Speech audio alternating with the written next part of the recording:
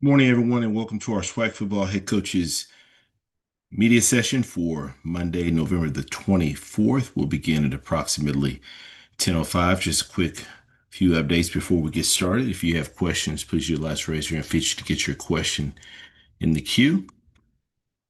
Please ensure your lines are muted unless you're actively asking a question. If there are several questions there in the queue, please limit your questions to one initial question. If we got additional time allotted in our coach's availability, we will work our way back around to get additional questions answered. With that being said, we thank all of you for joining us today. We'll be back momentarily. Thank you for your patience.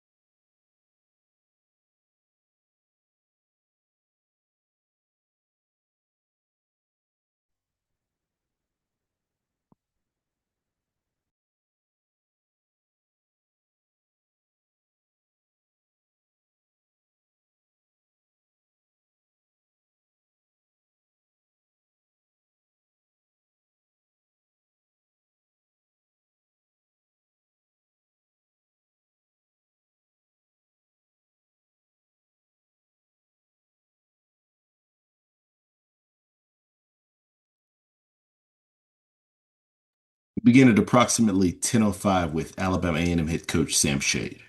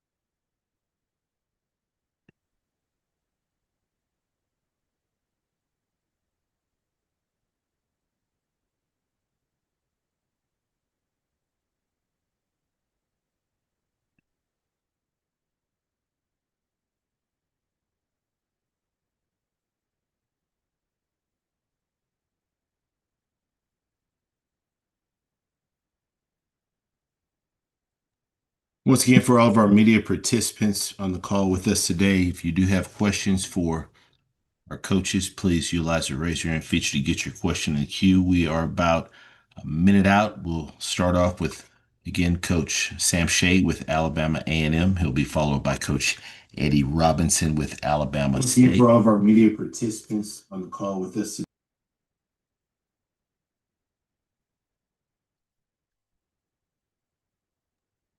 With that being said, we'll go ahead and get started. Happy to be joined by Coach Shade with Alabama A&M. Good morning, Coach. Good morning. Thanks for having me. Absolutely, Coach. And as always, we appreciate you taking this time out of your schedule to join us. Coach, if you could start us out with an opening statement, recapping your team's most recent outing versus Texas Southern. Yes, we played our final regular season game out in Houston against Texas Southern. Started the game off pretty good. Had a pretty good drive down the field. We actually had a really good run by one of our running backs, Isaiah Nokinku. And as he was fighting to get in the end zone, he actually fumbled the ball right as he's crossing the goal line. So, had an opportunity to get points early to get on the board first. Didn't. Then after that, they scored. We came back and scored, made it 7-7. But after that, we just weren't able to make a lot happen. They did a good job in the running game, pretty much offensively running for over 200 yards against us. And after that first drive, we just weren't able to keep the running game going. So they end up winning the game 24-7. My hat goes off to Coach Chris Dishman and Texas Southern. They did a good job in the ball game. Appreciate those opening comments, Coach. First question goes to Wayne Cartwright. Good morning, Coach Shade. How are you? Doing good, Wayne. How about you? I'm doing well. So, Coach, now that you completed this first season at Alabama A&M, how would you say this first season at A&M compares to the first season that you had at your last stop at Miles? There's some similarities. Definitely some similarities in that season and this season. After that first season there, we knew that we had to improve our roster talent. Same thing here at A&M. We've got to, make some roster improvements and things like that, and also, we've got to continue to install our culture and the way we do things. It was the same thing at Miles. So yes, definitely some similarities. So, Coach, with those similarities that you mentioned,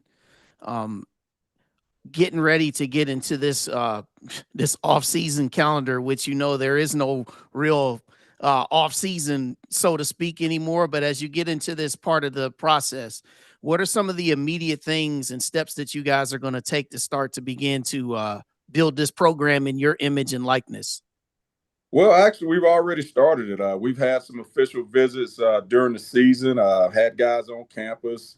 The early signing period starts next Wednesday, so we knew there wasn't going to be a whole lot of room between the end of the season and that signing period. So we've already been working, as far as changing our roster up. That's one of the things that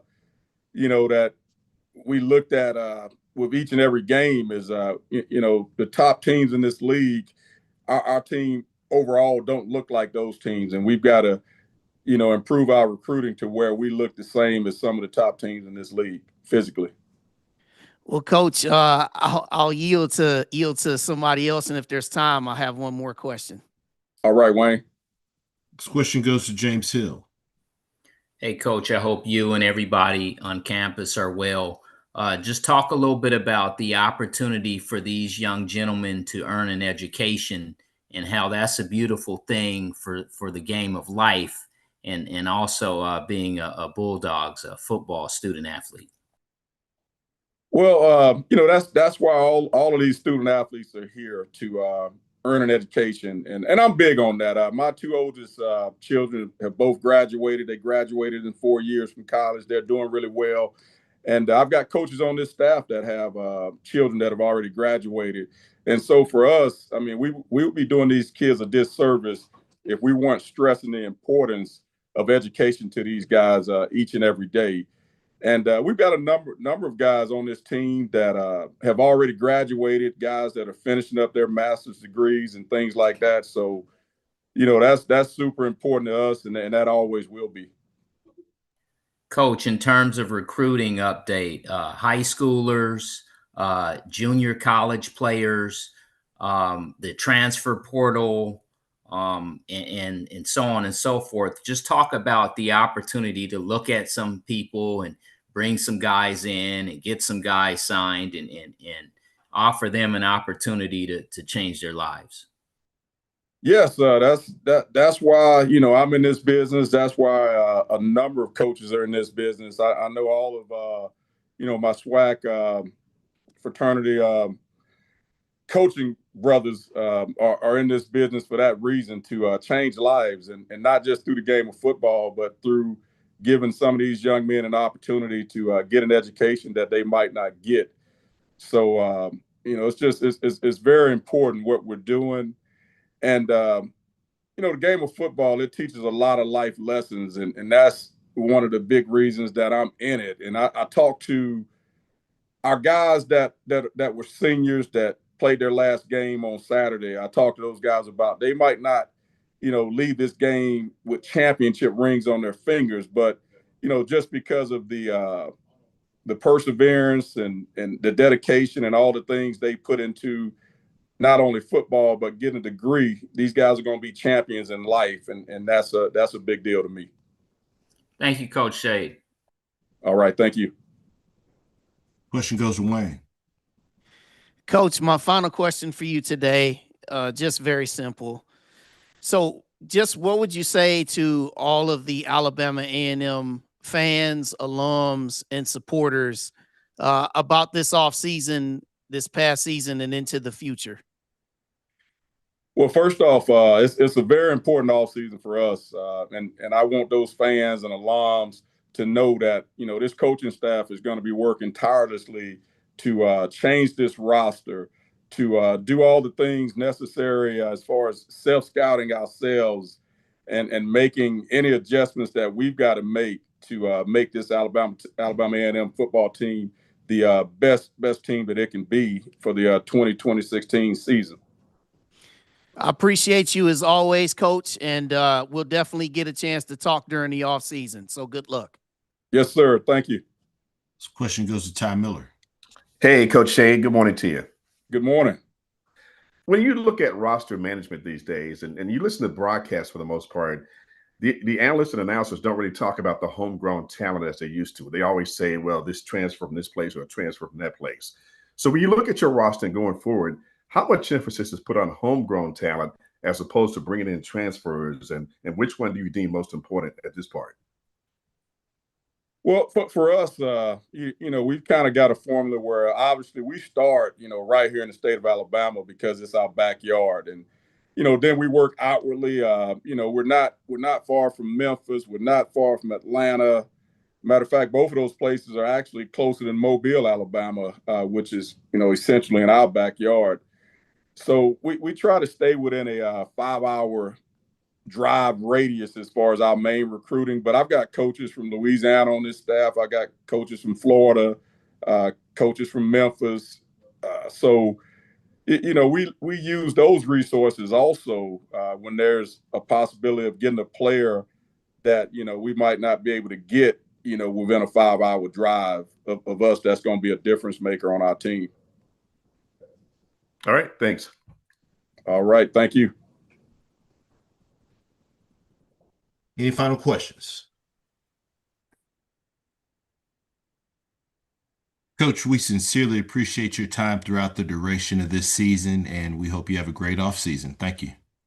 All right. Thank you. And for everybody on the call, just want to say, have a happy Thanksgiving and a safe holiday season, and good luck to everybody next. Appreciate it, Coach. All right, we're a minute or two ahead of schedule for Coach Robinson. We'll pause momentarily. Thank you for your patience.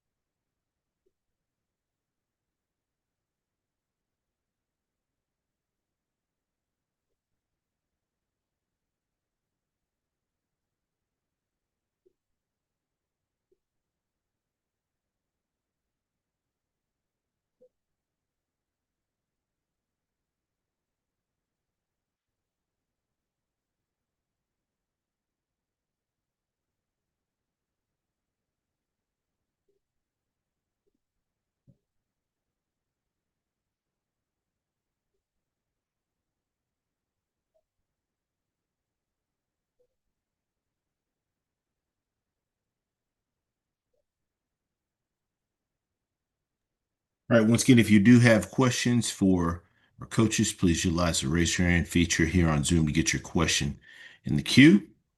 Next up, we'll be joined by Coach Robinson with Alabama State. Once again, please ensure that your lines are actively muted unless you're asking a question. With that being said, happy to be joined by Coach Robinson with Alabama State. Good morning, Coach.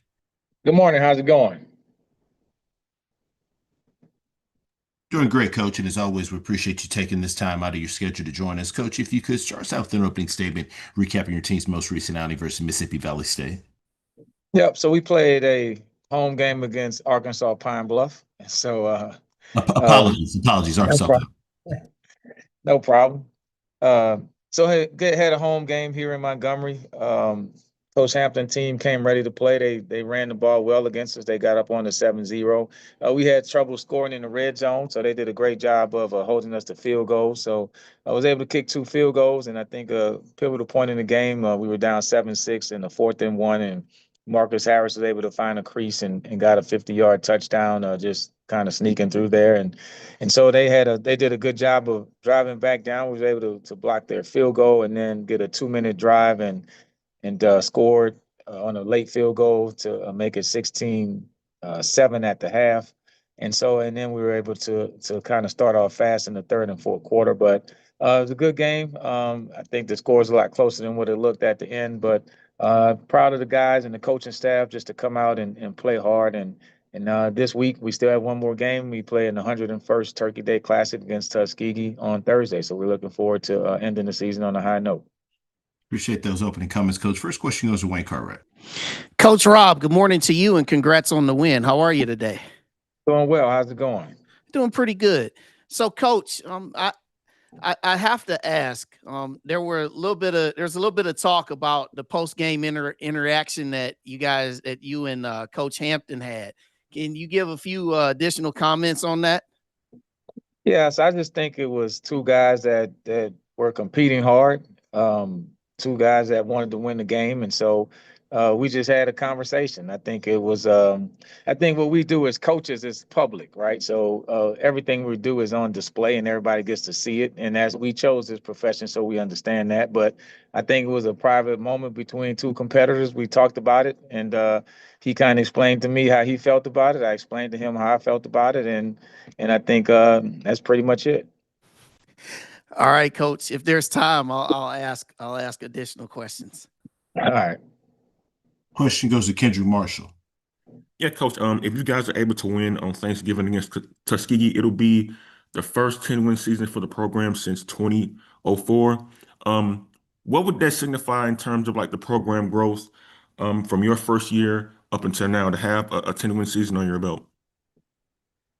Well, I would say this.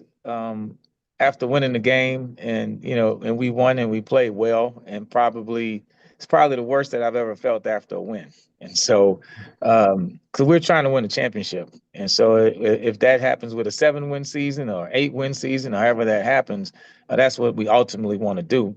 So, but very proud of the guys. I mean, to win 10 games, you don't take winning for granted. I tell my kids and my coaches every game, half the teams in college football lost this weekend. So when you're fortunate enough to win, I mean, it's a blessing that you work hard and everything went the way you wanted it to go. And so we don't take it for granted. I mean, it's a great year to win 10 games. If you'd have told me beginning of the year, you're going to win 10, I would have been like, well, let's make sure it's the right ones so we can play in the championship game. But I'm very proud of the team to win 10 games. We're moving in the right direction. But ultimately, I mean, we want to win the championship. And so that's why we have to work a little harder. We didn't do enough to get to that goal. You talk about that, Coach. How disappointing was it not to be able to win the SWAC East despite having the season you guys had? Well, it's part of it. I mean, life is life. What should have happened. So I think you accept it and you think about, after this week on Thursday, probably for me, Friday, Saturday, I'm go to a coffee shop, get my notes, kind of write down everything, journal, talk about to myself what I could have done better, how we can improve. And then you start working at trying to win a championship next year. And I think that's just how it goes. It's just the cycle of football. I appreciate it. Thank you. Question goes to James Hill. Hey, Coach, I hope you and everybody there are well. Turkey Day Classic 2025 installment. Tell us a little bit about, Tuskegee, what you see from them so far. And everybody knows, but why this is such a beautiful, big game. Yeah, I mean, it's the 101st Turkey Day Classic. So for us, that's a huge deal. I mean, we look forward to it every year. Our fans do. It goes back to my freshman year, a long time ago, and it was my first introduction to the game, and so it's just part of tradition. I think with Tuskegee, they do a lot of different sets offensively. I mean, they got to take some shots. They have some good wide receivers, and then they're gonna play some smash mouth football. They'll line up with a fullback and just try to run downhill on you. So it'll be a good challenge for our guys. Hopefully we can get some young guys in there to see what college football is about, and get some of those guys ready for next year also. But the biggest part is for us.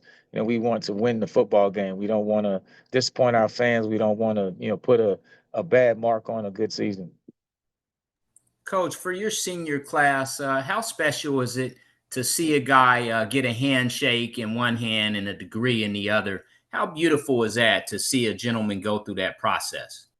Yeah, I mean, we have 6 young men graduating. Some are getting graduate degrees, and so I promised to the parents that I can't guarantee the NFL, but I can guarantee you're going to leave with an Alabama State degree. So I go to every graduation. So I think if we're going to ask those parents to come cheer and help us to win ball games and go to classic games and stuff like that, me as a coach, I need to be at every graduation. So I love going. I think other than probably homecoming and big football games, I think graduations on the HBCU campus is just a special time. You have a lot of guys who are first-time graduates in their families and just some who parents have went here. So I'll be there. I look forward to it. I love it. I love the experience of it. And then I'm fulfilling the promise and the commitment that I made to that kid and to his family.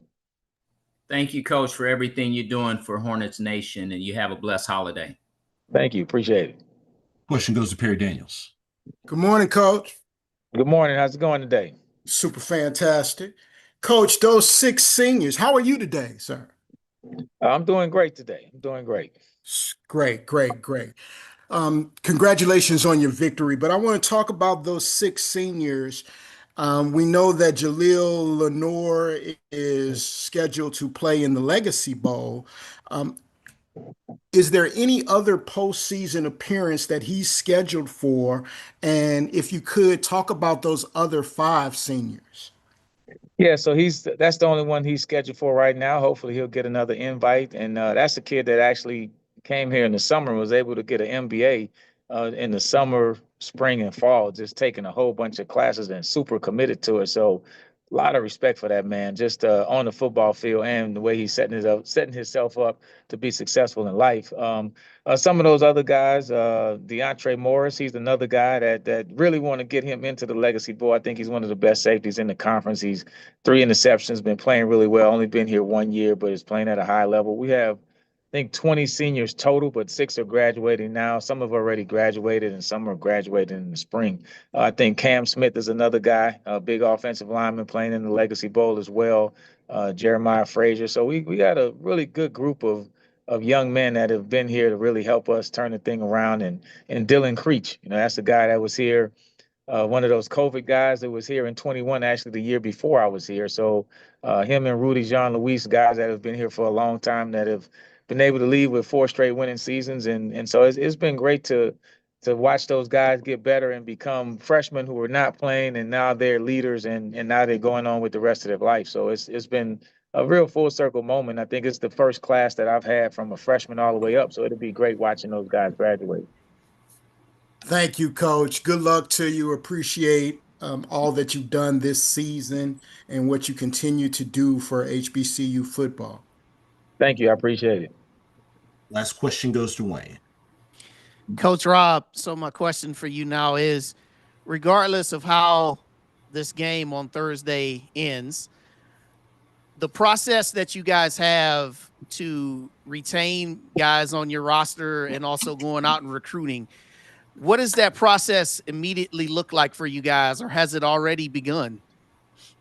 Yeah, well, the process to retain guys started probably in week 1 when they started having really good games. So I think you're constantly recruiting your own roster. And, Coach Eddie Robinson always said you got to love them before you coach them. And so you got to love these kids up. You got to let them know that they're a part of the family. And then you hope that that's enough to talk them into staying and not getting to the portal and that type of thing. But at the same time, you're trying to figure out, hey, how can we get better? So we're looking at, every position, just talking with my defensive coordinator, like, hey, man, how can we improve? How can we get better at every position on the team? And every team is going through the same thing. So it's a roster management. Hey, how can my young guys get better? Who can we project to play a little better? Who can we count on and who can we not count on? So, but it's a fun part of it. I love the team building in January and February to help the team get better every year. Well, Coach Rob, I appreciate talking to you every single week, and you've done a great job this season, and look forward to talking to you in the off season and beyond. All right. Thank you very much. I appreciate it. Coach, we sincerely appreciate your time throughout the duration of this season on these calls, and we hope you have a great off season. Thank you. And I appreciate everybody that's covering the conference. I thank you for just showing up every week and having some really good questions. Some of them are tough, but we really appreciate you guys coming week after week and covering SWAC football. Appreciate it, Coach. Thank you.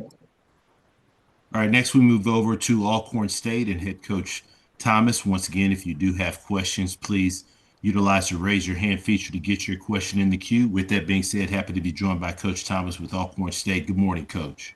Good morning. Coach, as always, we appreciate you taking time to join us. If you could start us out with an opening statement recapping your team's most recent outing at Jackson State.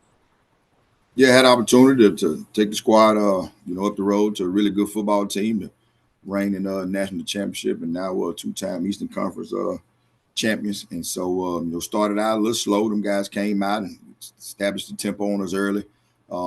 Crowd, man, was electric. And so once the guys kind of settled down, we kind of found our rhythm, got in the groove a little bit, had a really big play to go against us with on the 2-yard line, ball snapped over the quarterback's head. They did a good job of punching it in. So at halftime, just wanted to kind of close that 14-point gap. And second half, scored on the first possession and was able to get some stops and just finished a little short.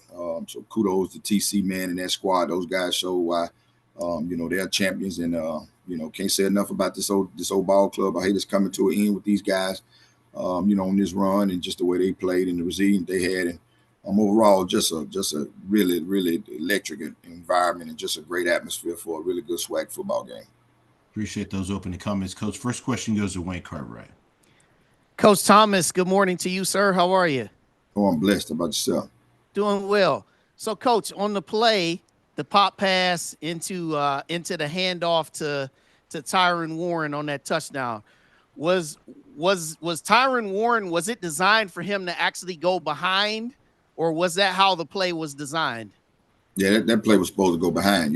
We're not working on illegal plays. Right. The defensive end got up the field did a really good job of containing the running back, and so the only path that Tyron had was underneath. And so we work that play, every week, and we know that you can't go inside twice. And so when it happens, it was just one of those bang bang plays. And so they got the call right. For it being a legal play, the deal for me was with what triggered the review with no flag on the play, and that the refs did an amazing job explaining that to me.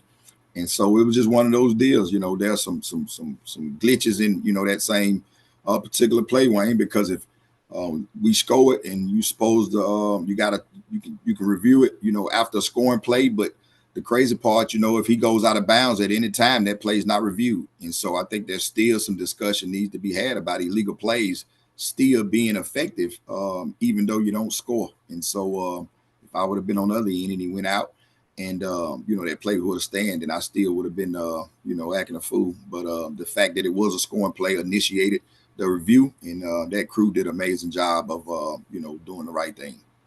Well, I appreciate you explaining it this way, Coach. And before I let you go, I just have to say I think you did a tremendous job in getting these guys, keeping them engaged and keeping them focused and playing hard with the start that you had.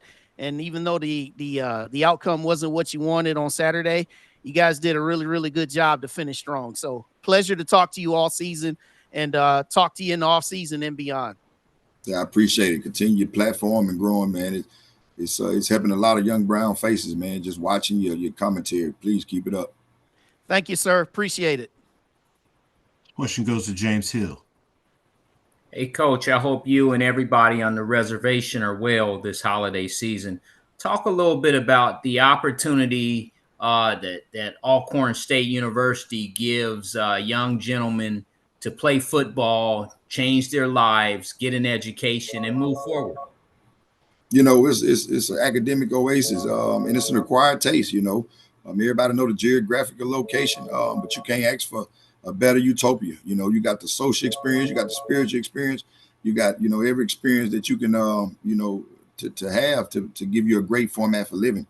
And that's what Alcorn has done and continue to do. And so recruiting, you know, we'll be on the trails getting guys that fit the culture, that understand, you know, where we are and what we do and what we entail. And so you can't ask for a greater place, you know, just to be, you know, here and just the development piece. And so, you know, kudos to everybody that's associated with this great institution. Start with, you know, our president. He does an amazing job. It's always good when you look to see your president in the end zone and understanding, you know, bad plays, good plays, and can speak to not only football players, but just the whole athletic department. So it says a lot when it comes from him. And so it was just great to be associated with this great institution and continue to bring in young brothers and sisters in to shed a great light on such a great place. Coach, SWAC football, the conference, you know what that looks like. You played. Just talk a little bit about what you think about the SWAC these days and HBCU football as we move into 2026 and we're in this holiday season. Talk a little bit about HBCU football and the SWAC. It's top of the line. You know, I had opportunity to be at Southern Miss and go in a lot of those stadiums. And I can honestly say, besides when, you know, Jackson and Alcorn played Southern Miss, you know, the North Texas and a lot of those institutions, that will be experienced on Saturday. It ain't nothing like it. You know, there's no experience, you know, like it. Just the pageantry, the festive atmosphere, you know, and then just the level of play. You know, it's a lot of good coaches that don't get the light that a lot of coaches other places, you know, does. And so when you see Wayne with his platform and G and those guys on their platform, you know, uplifting coaches, and I think it's just great. You know, this is a really good time to be a part of such a great league. And my whole mantra is, you know, SWAC is just not a conference; it's a way of life. And so, man, I wear it proud, just like a lot of the coaches, you know, on this telecom. And so it's just a great time to be associated with it. I can see it going up with the sponsorships. You can see it with the TV. It seems like we played on TV, man, you know, every week. You know, my mom's 70 years old and she don't really know how to work that remote, but she knows she can find Alcorn on that TV. So that's shout out to, you know, the commissioner for allowing that. And, man, it's just a great time to be associated with this league. Thank you, Coach. Have a blessed offseason, and we look forward to covering you. Same to you. All right, we've got time for a few more questions. Please limit them to one question. Next question goes to Perry Daniels. Good morning, Coach. Good morning, sir. Coach, talk about this senior class, starting with Stamarian Edwards and Jacorian Sewell. And you talking about gonna miss them, you know, those guys. But, you know, once they leave, you know, they'll be successful in life. You know, both of them guys should have a shot. Corey just got to kind of get his knee cleaned up, you know, got banged up. And I know he'll be ready for his Legacy Bowl invite. You know, Steve got to get some little maintenance on his body. But those two guys are the foundational piece of where we are. You know, they could have easily jumped ship at 0-3, 0-4 and red-shirted and, you know, find somewhere else to go. But those guys, man, stayed tied in and stayed convicted on helping us turn it around and such great leaders. And so just shout out to their family and their background and everybody who's helped them along the way. And so we're going to miss those guys. You can't replace guys like that. And so it's just good to have guys that's been around them that know what it looked like. They can pass the torch to. Thank you, Coach. Thank you for this season and good luck to you on all your future endeavors. Appreciate it, sir. Take two more questions. Next one goes to Dwayne Nash. Good morning, Coach. How you doing? Oh, I'm blessed. How about yourself? I'm doing pretty good. Now, I know the season didn't go the way that you had planned it to go, but Reggie and Jacorian had phenomenal seasons this year. Can you please send a message to voters, if they just happen to be on the call, as to why both Jacori and Reggie should be deserving of not just conference accolades, but also national accolades as well? Yeah, look at the tape. Look at the tape. You know, numbers don't tell the whole story. You know, you got two backs sharing time with two different skill sets, and you watch Reggie run against one of the best defenses in the league in Saturday and have over 100 yards. And I don't know many backs that has done that versus that. talented, defense that Coach Quinn has. And so, both of them, Sewell before the injury, he was on pace to, get 1,000 or close to it. It just had some injuries, a little banged up, nicks and knacks. However, but just two phenomenal kids, on and off the field. And so you can look at the tape, but you can just watch those guys and then just ask coaches. One thing about it, other coaches don't lie. And I'm quite sure that they, had to have some game plans or some things or know where those guys was on the field at all times. All right. Thanks so much, Coach. Yes, Have sir. a great offseason. Last question goes to Ty Miller. Hey, Coach Thomas, good morning to you. Good morning.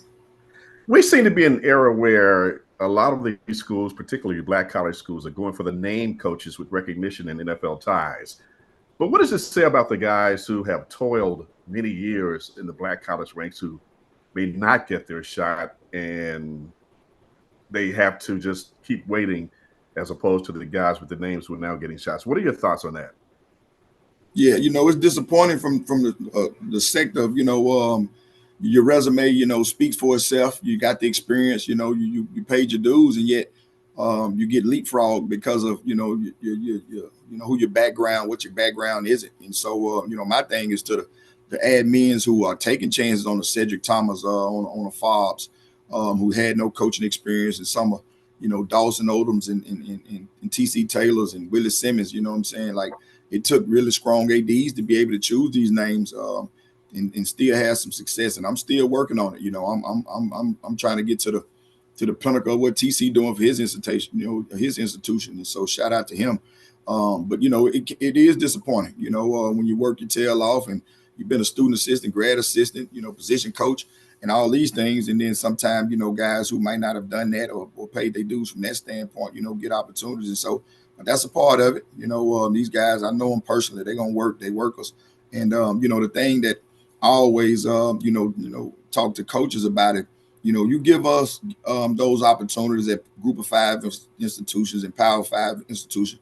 I wish they had a deal where it was called like trading places, from a coaching standpoint. Put some of us in those institutions and see, how well that will, pan out, and put them in some of these institutions and see how they'll pan out. I think that'll be a great scenario. And so, it's a lot of good coaches here that need opportunities coming up the ranks from coordinators and position coaches. You just don't want to see this league. I know for me, that's been dear to me, that gave me an opportunity, to move up the ranks and get to where I am now. When you look back 5 years from now, you're not familiar with any of these guys that's coming up through the ranks, and it's celebrity highs all the way across the board. And so, I get it, I understand it totally, but I'll be remiss to say, it does get disappointing, for you to pay your dues, and sometimes you just feel like you're overlooked. Okay, Coach, thank you very much for that comment. Yes, sir. Coach Thomas, we sincerely appreciate your time throughout the duration of this season. We hope you have a great off season. I appreciate it. Thanks to you guys. The platform is awesome. We love the commentary, and keep supporting, not only just these coaches, but these young brothers as they try to find a format for living. Appreciate you, Coach. Yes, sir. All right, next we're going to go over to Bethune-Cookman and Coach Raymond Woodie. Once again, if you do have questions for our coaches, please utilize the raise your hand feature to get your question in the queue.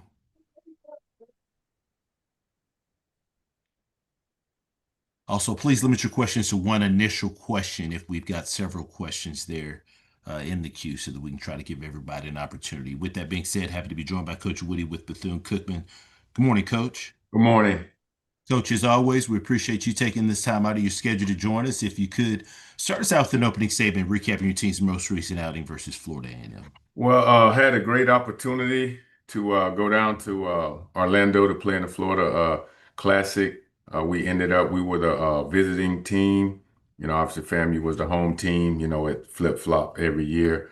We started with the ball on a 4-play drive, and then we ended it with Tim and McLean fumble. And then the game, obviously got interesting. FAM jumped up 3 points. They had a field goal. Then we ended up scoring to put it to 7-3. And then second quarter, we had a 30-yard field goal, which was 10-3. And then we scored again on a 50-yard run. So it was up 17-3. And then they scored, obviously 17-9. And then we had a touchdown pass from Timmy to Malik was 24-9. Then we went into the third quarter, and they ended up coming out 24-16 scoring, and then they had a field goal, which was 24-19, and then we ended up being in a situation where we were behind 27-24, and then Javon Ross ended up having explosive from Timmy McLean. We ended up 31-27, and then they had a running back who busted out a 19-yard touchdown. They went back up 34-31, and then we ended up on 4th and 8 winning the game. Had a big time throw by a quarterback to Josh Evans, and we won 38-34. So, my hat goes off to Coach Colzie. I mean, obviously that was one of the best classics I've seen in a while, just from looking from afar, playing in it, and obviously now coaching in it. Appreciate those opening comments, Coach. First question goes to Wayne Cartwright. Hey, Coach Woodie, congratulations on winning that game, man. That was an awesome game, awesome fourth quarter at that. Thank you. So, Coach, my question for you is, as Tim McLean, and I just want you to talk about Tim McLean and just, his perseverance through the program to finish off there. But as that ball is in the air on that 4th and 8, how long did that ball seem like it was in the air for you before it came down for Evans to catch it and score that winning touchdown? I tell you, it was, just looking at it, seemed like it was eternity, And then next time I looked down, the ball was caught by, Josh, basically we call it change, where our two inside guys run to the sticks and our outside guys, run a stick and go. And we ended up having him wide open. And like I say, it was a great call. And that was the things that, we work on throughout situational practices. Yeah, Coach, I'm just thankful that we had the opportunity to see that on display. You did a phenomenal job this year, 6-6. Congrats to you. Congrats to your program. And looking forward to talking to you during the off season and beyond. Good luck. Yes, sir. Thank you. This question goes to Perry Daniels. Good morning, Coach. Good morning. Coach, your offense just performed phenomenally this year. You have 2 of the top 8 quarterbacks in the conference as far as passing goes, and you have 2 of the top 5 receivers in the conference. Can you talk about your offense system and give some kudos to your offensive coordinator? Well, I tell you what, those guys do a great job on the offensive side of the ball. Our staff has been together. Obviously, my offensive coordinator left last year, went to Colgate. Coach Pimpleton and I, we've been to several stops from Oregon to Florida State to South Florida, and I know him. And we didn't change a whole lot. We just made it simple, and we wanted to make sure that we put our guys in the right positions. And then with our quarterbacks, just making that KISS method, so now, hey, you don't have to do everything, get it to the playmakers. And I think we did a good job of assessing and doing self-scout of what we could have done better the previous year, and then just adding a couple of wrinkles. But like I said, we didn't bring in a whole new system. We kept the same system, but we ended up incorporating, the guys that needed to be on the field to make plays, and us getting the ball to those guys to be able to make plays. Well, phenomenal job, Coach, and congratulations on the Florida Classic victory. Thank you. Question goes to James Hill. Hey, Coach, I hope you and everyone in Daytona are well. Congratulations on that victory we had the opportunity to cover on Saturday. Can you just talk about the program moving forward? You've been able to take this program and move it in a right direction. And now with the energy from the Classic and the victory, just talk about the next step in the process. Well, it gives us a little momentum, as far as going into recruiting season and then going into spring. Obviously we got to go out and find, guys to fill some of the holes, that we're going to have, obviously for graduation. You just never know. We're doing evaluations right now, and you never know who's going to stay and who's going to leave. But we can't worry about that. We're excited about what we're doing and how we're doing it, and it's good for the community. It's good for this the school, and then also the players to understand that, hey, if you stick with your guns and the standard is the standard, good things that happen. And it's not easy, coming into trying to change the culture, and we're still changing. We're not there yet, but we're treading in the right direction. Thank you, Coach. Have a blessed off season and look forward to talking to you. All right, you too. This question goes to Dwayne Nash. Good morning, Coach. How you doing? Doing well, and yourself? I'm doing pretty good. You finished the season with the most wins since Bethune has entered the conference, most points scored since 2018 for the program.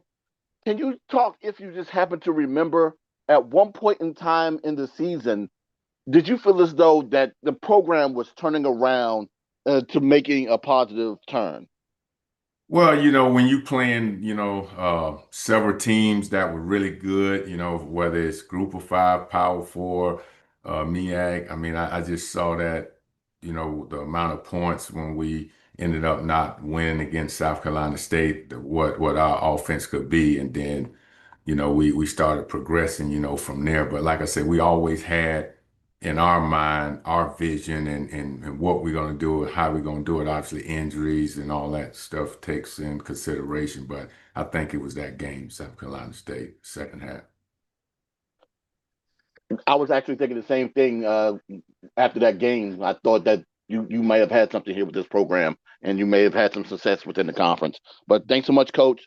Thank you. Congratulations on such a great season. Thank you. Mm-hmm. Last question goes to Dr. Cavill. This is Kenyatta Cavill, Dr. Cavill's inside the HBCU Sports Lab. Good morning, Coach Woodie. Good morning, Doc. It's good to see you in person. That was my first Florida Classic in terms of being there in person, and really lived up to everything you see on television and what you heard. So great job by both institutions in terms of representing for that Classic. Thank you, Doc. Good to see you as well. My question is going to be a little personal, if you allow me to go there, in terms of during the game. As you are setting up, coming out of timeout, keeping everybody calm, being the leader that you are in terms of the head coach, going to huddle, fourth down, everything's on the line. And then you start to see the play out. And obviously it goes for a touchdown. Can you talk a little bit about your emotions that go through you, but at the same time preparing to say, hey, there's still some time on the clock and you want to set up your team in regards to what they need to do to close things out? Can you share a little bit about what that is like for a head coach, particularly you at that time in the game? Well, like I say, we don't blink. The guys didn't blink. Obviously as a leader, you have to, show that. You got to be cool, calm, and collective. I know people may have a different perspective on that, but, just letting everyone know that, hey, it's a lot of ball to be played, and we got to worry about this play because that's the most important play. And we call something called change, change takeoff, and those type of plays we practice throughout practice, and we just got in that moment, and those guys, they didn't blink, they ended up responding. That's right. The challenge, and it worked out for us. Certainly. Again, congratulations on the win. Congratulations on taking the next step of where you want to take Bethune-Cookman. And it's a pleasure to be a part of that. So thank you for sharing that. Yes, sir. You take care. Have a great offseason. Look forward to talking with you during that time as well. Yes, sir. You too. Coach Woodie, we sincerely appreciate your time on these calls throughout the duration of this season, and we hope you have a great offseason. Appreciate you all, and have a happy Thanksgiving. Appreciate it, Coach. Thanks. All right, next we're going to go over to Florida A&M and Coach Colzie. Once again, if you do have questions, please Utilize the raise your hand feature to get your question in the queue. Already several questions there. Please limit them to one initial question. If we've got additional time, we'll work our way back to get additional questions answered. With that being said, happy to be joined by Coach Colzie with Florida A&M. Good morning, Coach. Hey, good morning. How's everybody doing? Doing great, Coach. And as always, we appreciate you taking time out of your schedule to join us. If you could start us out with an opening statement, recapping your team's most recent outing versus Bethune-Cookman. Well, great football game. Obviously came down to, last final play. Normally throughout this year, especially during that situation, that's a situation we love to be in, something that we practice and talk about throughout the week. Busted coverage, a lot of guy to get open. And, unfortunately, they were able to hit that pass down the sideline. But overall experience, obviously a great football game. You had to have a winner and a loser. Unfortunately, we were the loser of that contest. But, hats off to Coach Woodie and what he's done there, and hats off to them for finishing the Florida Classic. But other than that, that's all I got. Appreciate those opening comments, Coach. First question goes to Wayne Cartwright.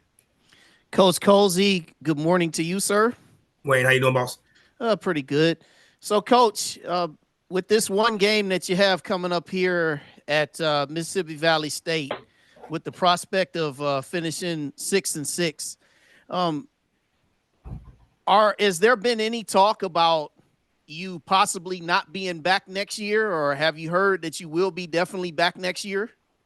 I haven't heard any conversation about that. Obviously supporting the president and obviously our new AD, we've had our conversations about what's needed to be done moving forward. But I think the biggest thing is for us is this isn't a game we were expecting to play.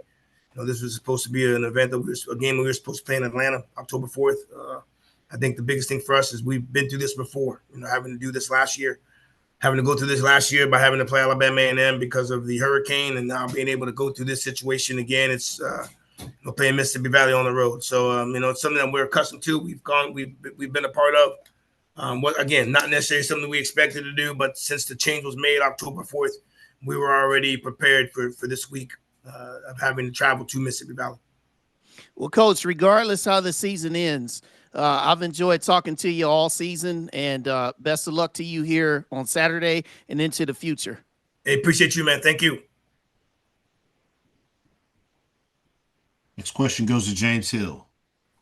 Hey, Coach, I hope you and everybody on the highest of 7 hills are well today. Going back to the fourth quarter of the Classic, 4 or 5 different lead changes and high-level football.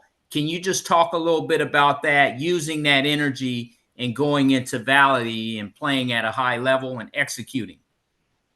Well, we were down 24-9 at the half. We knew there was going to be for us to have an opportunity just to get back into the football game. Defense knew we had to make some stops, and we were able to do that on a few possessions. And then, but kind of throughout this year, the fourth quarter has always been where a bunch of points have been scored from both sides, whether it was us on offense or us defensively giving them up. So we knew that it was going to be, kind of a highly, scored game by both offenses. But, obviously for us to be able to take the lead twice and then give it up twice, those are things that we want, right? Or we wanted to do. So, I think now you move towards the Valley game again, mentioning that, we want to make sure we finish the season strong. Obviously, we don't necessarily have to get them up for this game, especially with the upset that we had last year going against a Valley team that, we have to head there. We do have to go on the road. We do have to prepare, and we do have to make the travel. So, again, something that we had to, again, go play another game after the Classic, similar to what we had to do last year. And, guys are ripping and ready to go. We'll meet with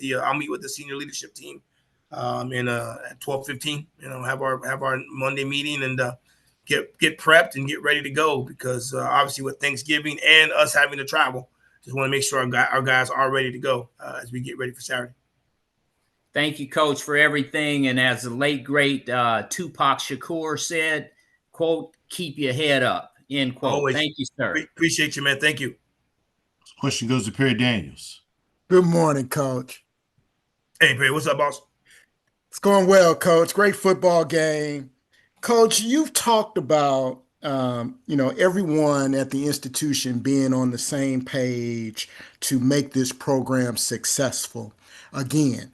And I want to drill down a little bit more on that. Let's talk specifics about what you need in today's environment to restore Florida A&M to the top of the conference. I mean, I think it's, at the end of the day, especially with the landscape that we're in right now, I think, obviously dealing with the portal, dealing with NIL, right? Dealing with revenue sharing. These are all things that are conversations that need to be had. It's not just at the Power 4 or the Group of 5 level. You look at the programs that are having success right now. They're in this conference. They're fully invested in everything that's involving the athlete. And that's not NIL. That's nutrition. That's people on staff. There's a full infrastructure that needs to be a part of this institution. New facilities. There's all these things that need to go on, right? And so if you look at what's going on and the teams that are playing for the championship or that have been hired, that are hired the upper echelon of the league, they have those things. They have those things. They probably haven't gone through a couple of presidents. They probably haven't gone through a couple of athletic directors. So there's the things that just not just getting up and playing on a Saturday. That needs to be fully invested. You look at some of the coaches that are now at the higher levels that are being let go. It's because they have full NIL, they have a full staff, they have a bunch of things that they have been given or have been afforded to, and you know what? They have not had success. They may not have had the success that the university have wanted, and have now been possibly let go or continue to be on the hot seat. So those are things that when you're here. Right, you want those things. You hope to have those things, and then if you do get those things, and then you don't have success, then that's what it is. But if you don't, or you're struggling to have these type of things, right? Then how do you go forward, right? So those are things again, not just at Florida A&M, but that could be a lot of places, right? You know what I mean? So just again, you want to make sure everybody's fully invested to what you're doing and what you're having, and sometimes wins or losses may dictate that. But has it been that way in the beginning? Those are the questions that people need to be asked. Thank you for that insight, Coach. Very insightful. Good luck to you this week. I appreciate it. We'll need it. This question goes to Dr. Cavill. Dr. Bill's inside the HBCU Sports Lab. Good morning, Coach Colzie. Yes, sir. How you doing, boss? I'm doing well. As I said earlier, got a chance to get down there to see the Florida Classic in person. Was moving around. Obviously, you had important things, so I couldn't quite get in your view, but wish I could have said good luck today. But as you move forward, wanted to talk a little bit about R.J. Johnson III, Thad Franklin Jr. Both of them seem to be really moving into their own, getting better as the season progressed, which is always important regardless of where you stand in the conference. You always want to see players getting better and how that may help moving into next year. But as you talk about that in this last matchup, how is it important to have them continue to play well, including your defense, to continue to get better as well? Well, I'll start with those, those first two, right? RJ is, you would have hoped, and the way RJ's playing right now, if we'd probably be in a different conversation with him if maybe we would have been able to play that way earlier in the year. I think the biggest thing has been just having the ability to continue to evolve the offense, right? Continue to expand the offense, and whether it's the playbook or the players trusting him and, being able to be in those type of situations, right? So, and then in the beginning of the year, because of RJ being a young quarterback and other teams knowing that, right? They kind of stacked the box on us a little bit and didn't allow Thad Franklin or Jamal Haley to be able to make some of the plays that you've seen over the last few weeks. So, it's kind of been going hand in hand. Those guys have offensively has gotten better because RJ's played better. He's hitting the people that we needed him to hit, as far as our receivers go. And now defenses have to determine whether they want to be able to stop the run or, allow our pass game to be effective. So, it's just been an ongoing improvement for RJ, which has allowed Thad and Jamal to have the success that they've had, against, the last few weeks. Now, defensively, we've taken a step back. That's just what it is. I mean, we're not trusting each other the way I thought we would. These are these things, obviously being here in 22 and 23, and obviously last year and counting this year, we're not playing as well as we need to, especially at the right time, right? So, you go back, look at the film, and communication errors, formation adjustment. again, things that we need to continue to improve on. And again, this is an offensive conference. This year, this is what it's been. The offenses have had the advantage, and quarterbacks are going up and down the field with success, and that's where hand in hand, complementary football, where it all said and done, right? At times we played well complementary football, and at times we have not, and that might be indicative to what our record is right now. Great point. Thank you, Coach. Look forward to the matchup, seeing you in the off season as well. And appreciate you. Appreciate you now. No problem. Thank you. Question goes to Dwayne Nash. Good morning, Coach. How you doing this morning? Hey, Dwayne, what's going on, boss? I'm doing all right. Now, Coach, I think you may have already spoke upon this a little bit earlier, but I just want to ask to make sure that that's what you said. What is the message that you relay to your team to keep them motivated to play in a game that you weren't expecting to play in, especially after dropping a close one to your biggest rival? Well, I mean, after October 4th, right, we knew we were going to play in this game. So, if I misspoke on that, but I mean, it was just after knowing what we were going to do and have to do, we planned accordingly, right? And then obviously having the success that we had last year, because we had to do this already. We had to do this last year after playing Bethune. We had to play Alabama A&M because of the hurricane. So, our schedule didn't necessarily change much. We were used to it. We've been accustomed to it. Not saying we want to do it again next year, but it was just something that we had already prepped for and planned for. So, and I don't think it's going to be hard to get our guys going, especially, obviously having to play Mississippi Valley, especially with what happened, last year and things like that. So, but just again, getting our guys back, making sure we're getting ourselves ready to go.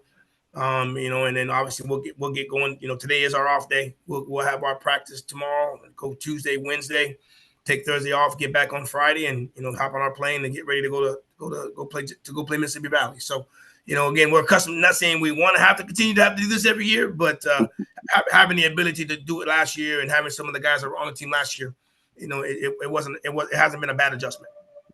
All right, thanks so much, Coach. Good luck Appreciate this week you. against Mississippi Thank Valley you. State. All right. Thank you.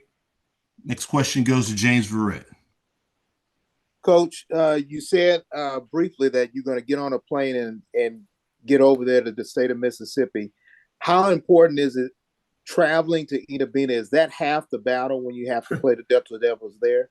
Well, you got to do that anywhere, right? We'd have to do, we have to do the same thing to go to Pine Bluff. We have to do, the same thing if you were going to go to Prairie View. You're always going to have to go and stay, and so it's not half the battle. It's what it is. It's traveling in the SWAC, and I remember talking to DC. When they came and played us, they had to go to Panama City, and so it's just traveling in the SWAC, and if you make it a big deal, then it becomes a big deal. So we'll do everything that we need to do to get ourselves ready, and there won't be any excuses once we get there. And once we get there, we got to play.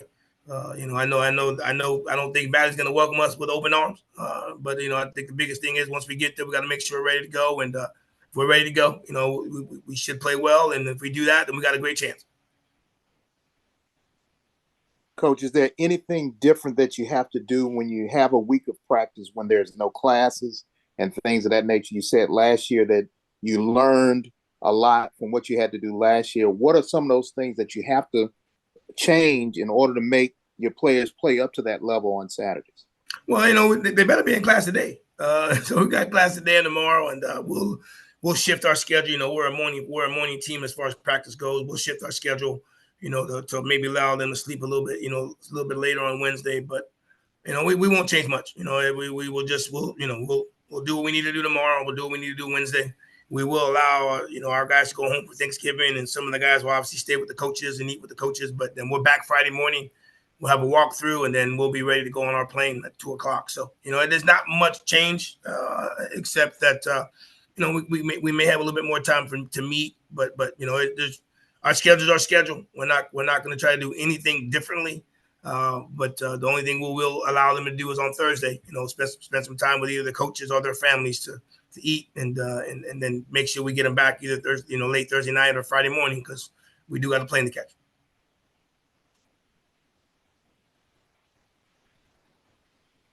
Thank you, Coach. Thank you.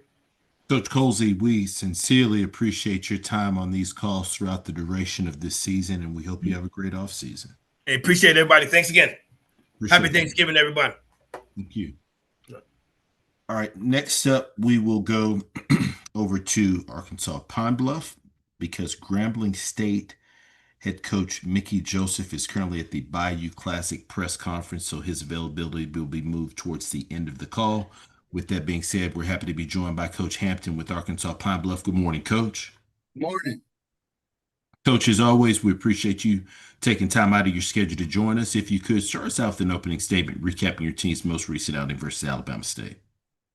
Yeah, we went down to Montgomery, Alabama, played Alabama State. Got off to a good start with a freshman quarterback. Took us down to score early. Then they came back, made them kick a field goal.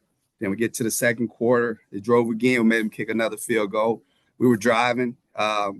We had first and goal on the 2-yard line. I think the score is at that time 13-7.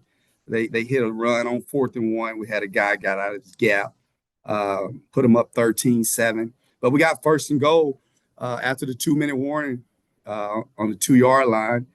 We scored a touchdown, and they called holding on the receiver and back us up. And they did a good job, and we kicked a field goal, and the guy he missed it. They didn't even block it. He missed it. And then they were able to take it down right before half, and we thought we had got to stop, kind of strip the ball, but it wasn't. I mean, he didn't have possession of it. We run it back, and then they end up kicking the field goal, 16-7. So obviously you thought you was going to be up 14-13 at half with a bunch of babies on the field, and but it was 16-7 at half, and then they came out third quarter, and they took the drive down and scored, made it 23-7. And then the next drive, we got a 4th and 1, and I'm just trying to, I go for it. We don't get it. Then they hit a wheel route. Our guys with him, just good throw and catch, 37. And the final score is we scored, tried an onside kick, got it, but one of our guys blocked before we got it. And so that was it. Good game. So now we're ready for the offseason. Appreciate those opening comments, Coach. First question goes to Dr. Cavill. Mm-hmm.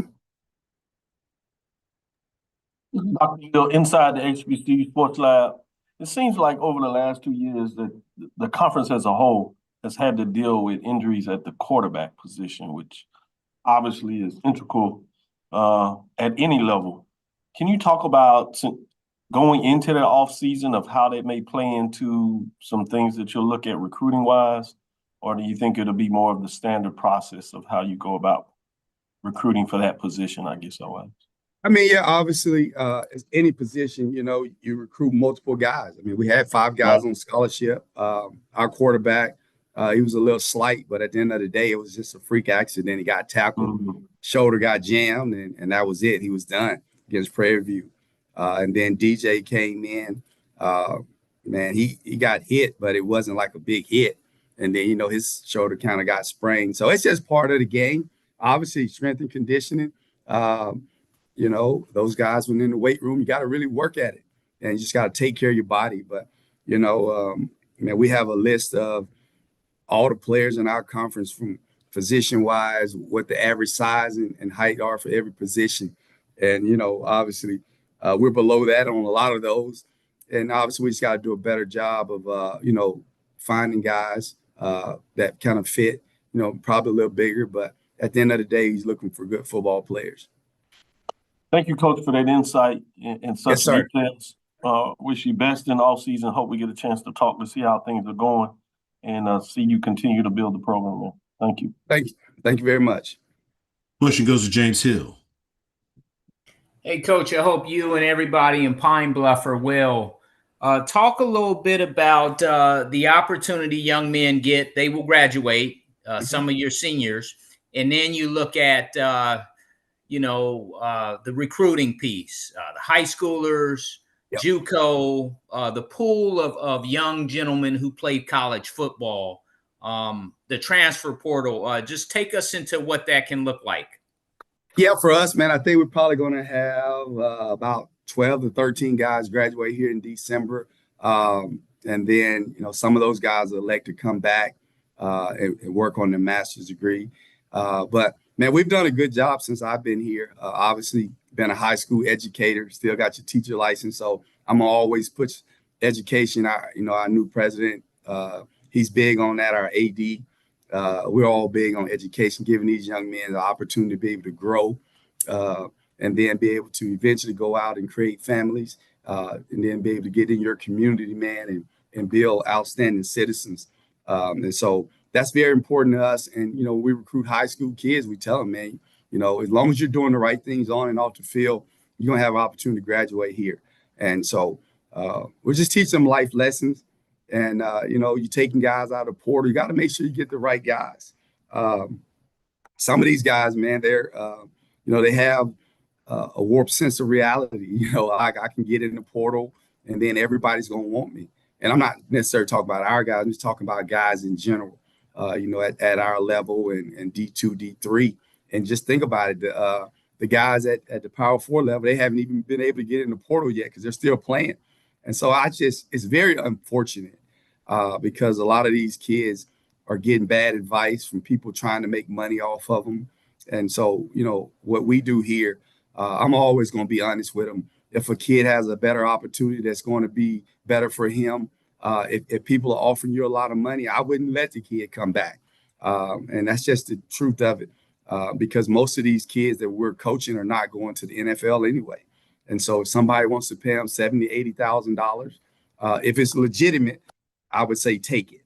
But again, I would tell them this: if you're close to graduating, don't go somewhere where you're going to lose 30 hours of credits just to be a backup somewhere else. So those are conversations that we have, and I'm always going to be open.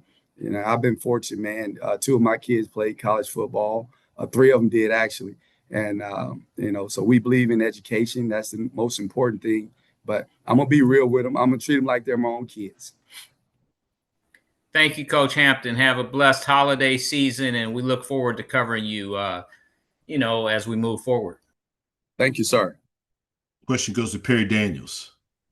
Good morning, Coach. Good morning. Coach, I want to talk about your junior linebacker, Denarius Hilliard, who led the conference in averaging over 8 tackles a game. Can you talk about him? Yeah, I will talk about him. I'll talk about his mom, because his mom is the one that brought him down here. This young man had no offers. I got a call from a guy that said, Coach, man, this kid here is looking for an opportunity to play college football. He was coming from a junior college. And then him and his mom came in my office. And I can see it like it was yesterday. She sit down. She said, Coach, give my baby an opportunity. She said, Coach, if you get it, my baby opportunity, he's going to make you proud. And this is the best mother I've ever had to deal with when it comes to kids. She texts me almost every couple of weeks. Even when she sees, when he messes up in the game, she'll text me and say, Coach, he ain't playing like my dirty should play. And so he's an undersized guy, but he has a heart of gold. And his mom, she's real, and she appreciates the opportunity we've given him here. And obviously, he's done a good job of tackling at times, and he has a lot of room to grow. He has 1 more year left. And, I'm sure a lot of people, at those other places, they'll go look in the portal and start looking at guys at our level that's leading in different categories, and they'll try to get him. And again, I'll have a conversation with him and every other kid. Man, do what's best for you, but better understand this: know who believed in you when nobody else did. And so, he's a really good football player, but he comes from a really great family. And so I'm happy that he's doing that. But as I told him, the reason you're doing that because we're on the field too long. Some of those stops, we should have been off the field earlier if you had made a tackle sooner. You wouldn't have as many tackles. That's awesome, Coach. Nothing like having those assistants in the home, right? Absolutely. Good luck, Coach. It's been a pleasure all season. Take care. Man, I appreciate it, brother. We'll take 2 more questions. First one goes to Wayne Cartwright. Coach Hampton, so I have to ask. I talked to Coach Rob about this earlier. I just want to get your perspective, your commentary on you and his post-game meeting at midfield. Yep. Yeah, I mean, it was the end of the game. Obviously, as a competitor, you want to win the game. And I have a lot of respect for Coach Rob, man. I think he's oldest coach in the league right now. He's still standing, man. Everybody else kind of been pushed through the wayside. And we just talked about some things, man. And I said what I said to him, and it was out of respect. As I told him, man, I have a tremendous amount of respect for him and his program and what he's doing. And obviously, we're trying to get our program to that level. And so that's really all it was. Nothing more, nothing less. Well, Coach Hampton, I've been a big supporter of you, your work ethic, everything you stand for, man. Great year to talk to you once again, and hope I get to talk to you more in the future, sir. Yes, sir. Appreciate you, brother. Last question goes to Tanner Spearman. Good morning, Coach. Wrapping up your third season here, and if I'm not mistaken, your initial contract when they hired you was for 3 years. So, is that something that you and the administration have been talking about what the future is going to look like? Any sort of extensions, or just have you guys been having those conversations? Yeah, I mean, Tanner, man, we just go to work every day, man. AD's office right next to mine, man. We talk, man. We're building a program. We're in a good position. And when the time comes, we talked about some things this week. We've been talking about stuff all throughout the season, and so I don't worry about any of that, Tanner. And I'm being honest with you, man. I know who's the head of my life, and I don't worry about anything that I can't control. But obviously, we made a lot of improvements. But if you ask me if I'm gonna be back, I mean, I would assume I'm gonna be back. But again, man, it's been a great 3 years to be able to take the program that was down and out, and man, the way we've been able to build it up, and then just even this year, as I've been doing self-evaluation pretty much all year, just to see, obviously the Grambling game, the FAMU game, UCA game 2010 at half. Man, we've made a lot of improvements, but hopefully they want me back. If they don't, hey man, Tanner, you know what I'm gonna do? I'm gonna say my prayers. I'm gonna go home and kick my feet up on the couch, and I'm gonna go find me a job. But I don't. That's not my plan to be able to do that. My plan is to be back here, being the head coach of the Golden Lions. I love this place. I love what we're building. But obviously, you're right. It was a 3-year contract, and at the appropriate time, we'll go from there. But hey, I'm blessed, man, and highly favored. All right, thank you, Coach, and hopefully we'll catch up in the spring. Yes, sir. Coach Hampton, as I've been telling all the coaches, we sincerely appreciate your time throughout the duration of this season on these calls, and we hope you have a great offseason. Hey, man, appreciate all the good work that you guys do. Happy Thanksgiving to each person on this call. Moving forward. Appreciate it, Coach. All right. Be blessed. All right, next we're going to go over to Mississippi Valley State and Coach Buckley. I believe we're still trying to get connected with him, so we'll pause momentarily. Thank you for your patience.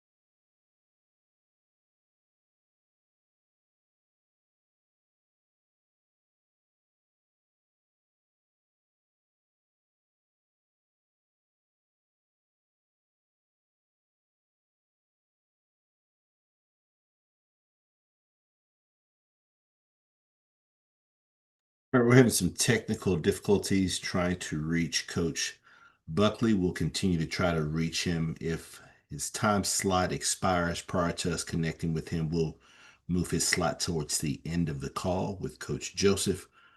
Apologies for any inconvenience. We appreciate your patience. We'll be back momentarily.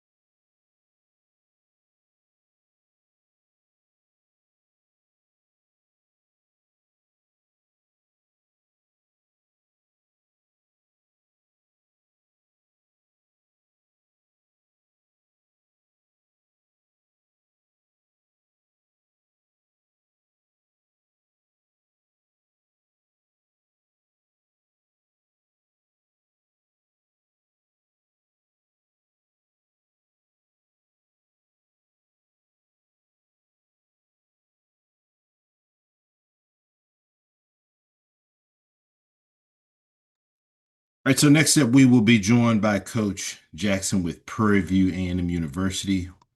Once again, if you do have questions, we ask you please utilize the raise your hand feature to get your question in the queue. With that being said, happy to be joined by Coach Jackson with PVAMU. Good morning, Coach. Good morning. Coach, as always, we appreciate you taking this time out of your schedule to join us. If you could start us out with an opening comment recapping this past week's competition.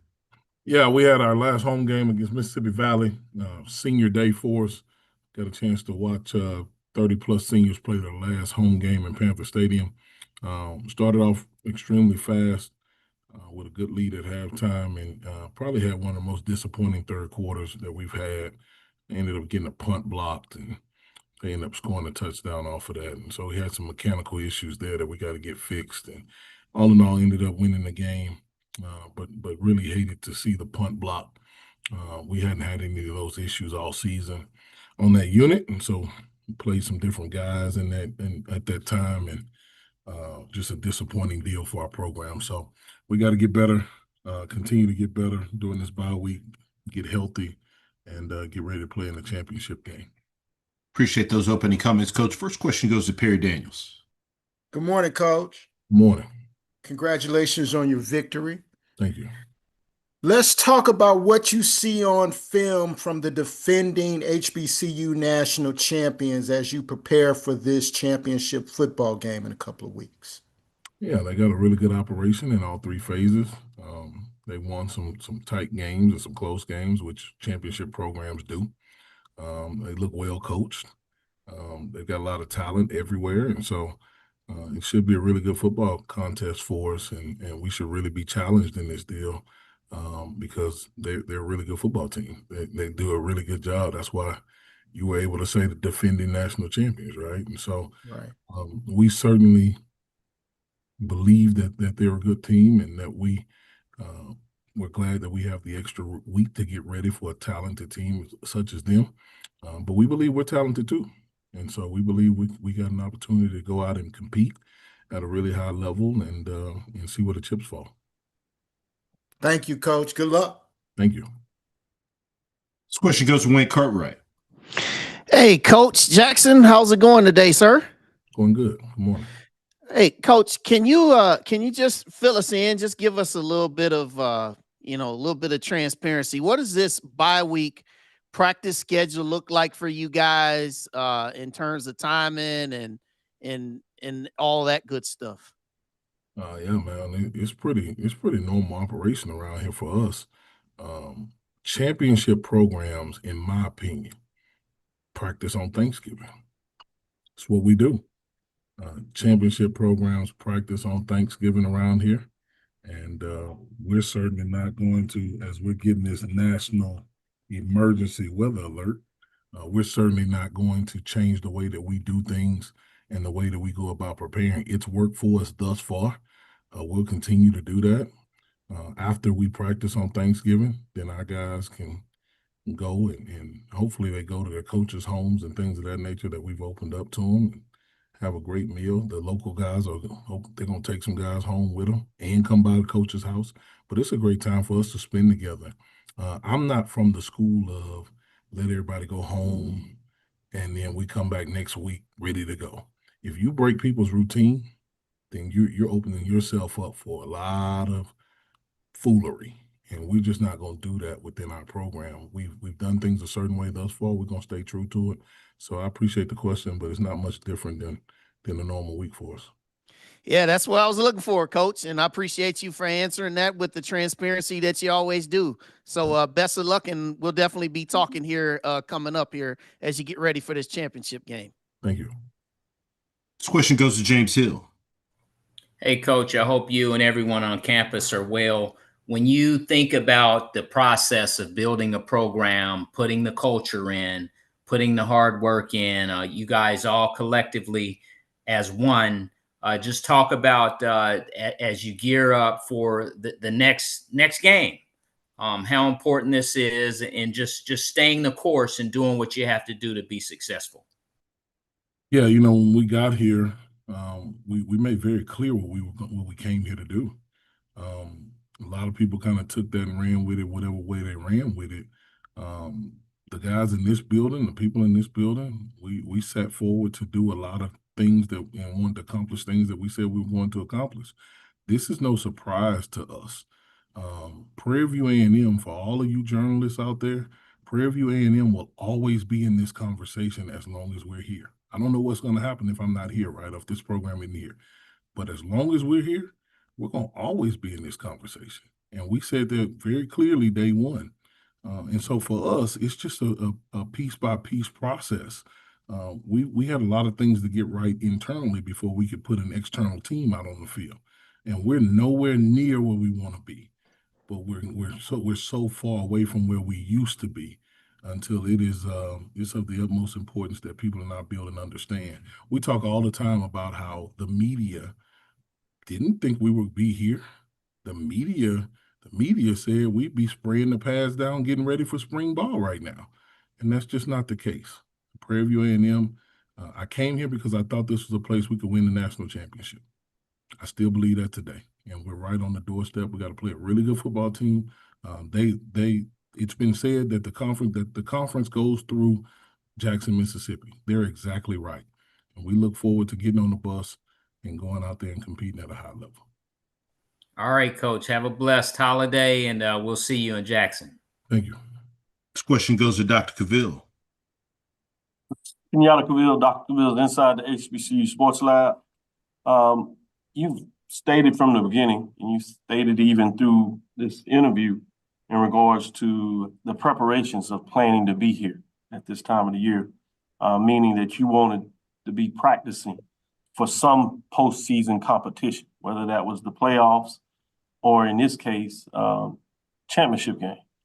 Can you talk about what that means in terms of constructing a schedule for the next 2 weeks, whether you are playing for the playoffs after this weekend or getting ready for a championship game? What does that look like from a program that wants to be consistent about practicing on Thanksgiving such a way that you have a team that is best prepared to go out there and do the things that this program now is looking at doing, competing in postseason competition? Yeah, Doc, I appreciate that question. First of all, let me say, after sitting on those committees in the NCAA and watching how the FCS puts together the playoff deals, it's going to be very hard for a team in the SWAC to make the playoffs and everything lining up just right. It's very hard for teams in the SWAC to get in the FCS top 25. And in my opinion, it's kind of by design, but I'll save my opinion on that for another time. For us, it was very clear that we wanted to be competing for the SWAC championship, and that when you looked at our schedule, there was a week in between if we got to this point. And so now that we're at this point, it's been planned for, because for us as a staff, it's no different than having the first round bye in Division II. It's as you get ready to go. And so we've been here before. Last year was a week earlier for us. And I think people forget that we came from a championship program. And so for us, when we start doing championship things here, it's not the first time that our staff has done it. It might be the first time that the secretary might have booked the rooms the way we book them, but this is not our first time operating in this manner. And so those schedules were planned out in the summer. If for some reason we didn't make it, here's what we'd be doing on this week. We spent a lot of time on that, but this schedule is very similar to ones we've been around before at past places. And so we knew how to adjust to it. We knew what we wanted to do. In Division II, if you're not practicing on Thanksgiving, you're terrible. It just is what it is. Like you didn't have the season you wanted. And so Right. we've always had this plan on being off on Thanksgiving and playing the next week. And so thank the good Lord, it worked out for us to where we were able to use a lot of things and change some things that we might not have liked before, because we're at a different place where our stadium is on campus and we just got a lot more access and resources. So it's been a really good deal, and it's been planned out. So we're not in a panic like most people would be on what the next steps are. We kind of knew when we left the field on Saturday what we would do moving forward. Appreciate the inside, Coach, and good luck moving forward. Hope to continue to talk with you as you build the program. Thank you. Thank you, sir. Question goes to James Verrett. Coach, you have said repeatedly that this is nothing new for your staff as far as building for a championship, and your time in the Gulf South Conference, you were a champion there. If you could let us know, what was the thing that your staff looked at as pedestrian that was revolutionary to the people that you introduced it to at Prairie View? Planning Thanksgiving, planning to have Thanksgiving practice. That was not a custom around here.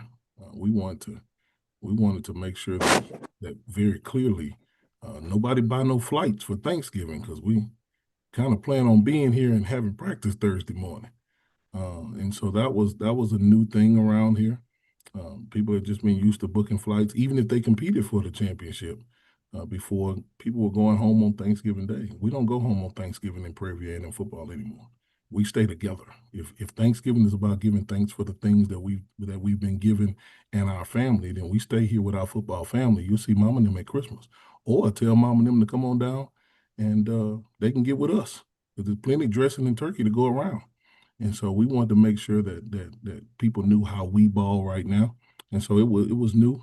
It was creating, and again, it's everything's new, James, because we're creating our program.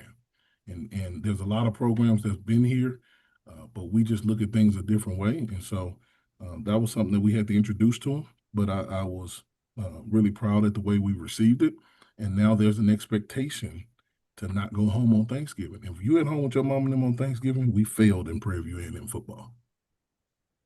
Coach, one final question. On your social media, they had you singing during practice. Is that something new? And do the players enjoy it, or do they try to shut you up? No, they don't. They can't shut me up. I'll take their money.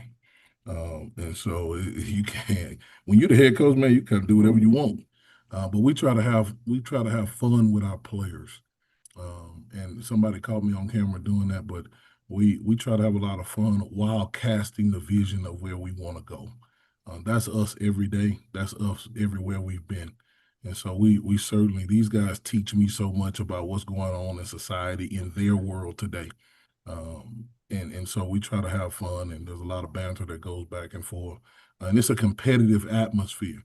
And so we've had some singing contests. We've had some other things go on that are of competitive nature. But can't nobody shut me up, James. The rest of the league should know that by now. It's hard to shut Tremaine up. All he do is talk. Thank you very much. Thank you.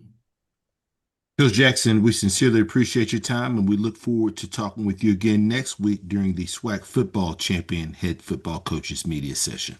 Thank you. Go Panthers. Yes, sir. Thank you.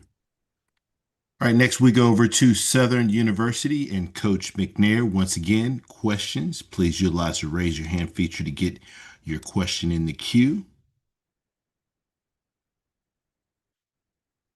With that being said, we are happy to be joined by Coach McNair with Southern University.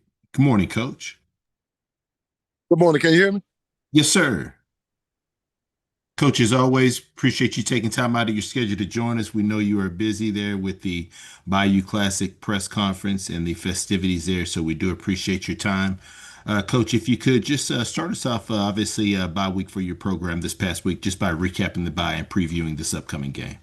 Well, I think the biggest thing is us just kind of taking care of ourselves and getting the guys that beat up back to normal playing surface, and just taking care of our own stuff. You know, we got to correct the things that we got to correct as a football team in terms of getting healthy and making sure that we understand what Grambling going to do to us and all that kind of stuff. So we're excited about it, and we're just happy to be part of this 52nd annual Bayou Classic. Appreciate those opening comments, Coach. First question goes to Wayne Cartwright. Hey, Coach McNair. Good to see you again, sir. And that dome looks really good in the background. So, Coach, without knowing, obviously, you know, what the future is going to hold, your immediate future, that is, after this game, just talk about what this means to you to be roaming the sidelines in this game as the coach of Southern one more time here. It means a lot to me because I think that I thank Coach Banks for giving me an opportunity to be a part of this this Bayou Classic out of interim head coach for one. I'm excited about it and just ready to play and get these guys ready to play. And it's all about these kids right now. So I get these guys ready to win a football game is the most important thing to me right now. Getting engaged with these guys for this last week of preparation. We just got to get these guys focused and locked in on the task at hand. That's winning on Saturday. Well, Coach, I appreciate you as always. Good luck to you guys on Saturday, and good luck to you as you move forward, whatever your career holds for you. And I appreciate it. Thanks. This question goes to James Hill. Hey, Coach, I hope you and everyone in New Orleans are well. Can you talk a little bit about what the Bayou Classic means to you personally when you think about the history of it? Coach Rob, Coach Cassim, yourself, Doug, Mr. Shack, all of the gentlemen who have had an opportunity to be a part of this as a student athlete or a coach, but just talk a little bit about what it's like to be there in the Dome and in the process as you guys get ready to play. You know, the biggest thing is when you talk about the people that paved the way for us, Marino Cass and Coach Richardson, all those guys have been involved in this Bayou Classic. It means a lot just being able to be on the sideline, coaching a team that desperate for a win right now, and just being able to be a part of this Bayou Classic. You know, I never seen it until last year inside the Dome, up until last year, and now get a chance to be the interim head coach in it this year. I'm overwhelmed, man. I'm excited. I told Coach Banks, last week I embraced the moment that he's given me. So I'm happy to be here, coaching a good football program. Thank you, Coach. Have a blessed holiday and a blessed Bayou Classic. Thank you, sir.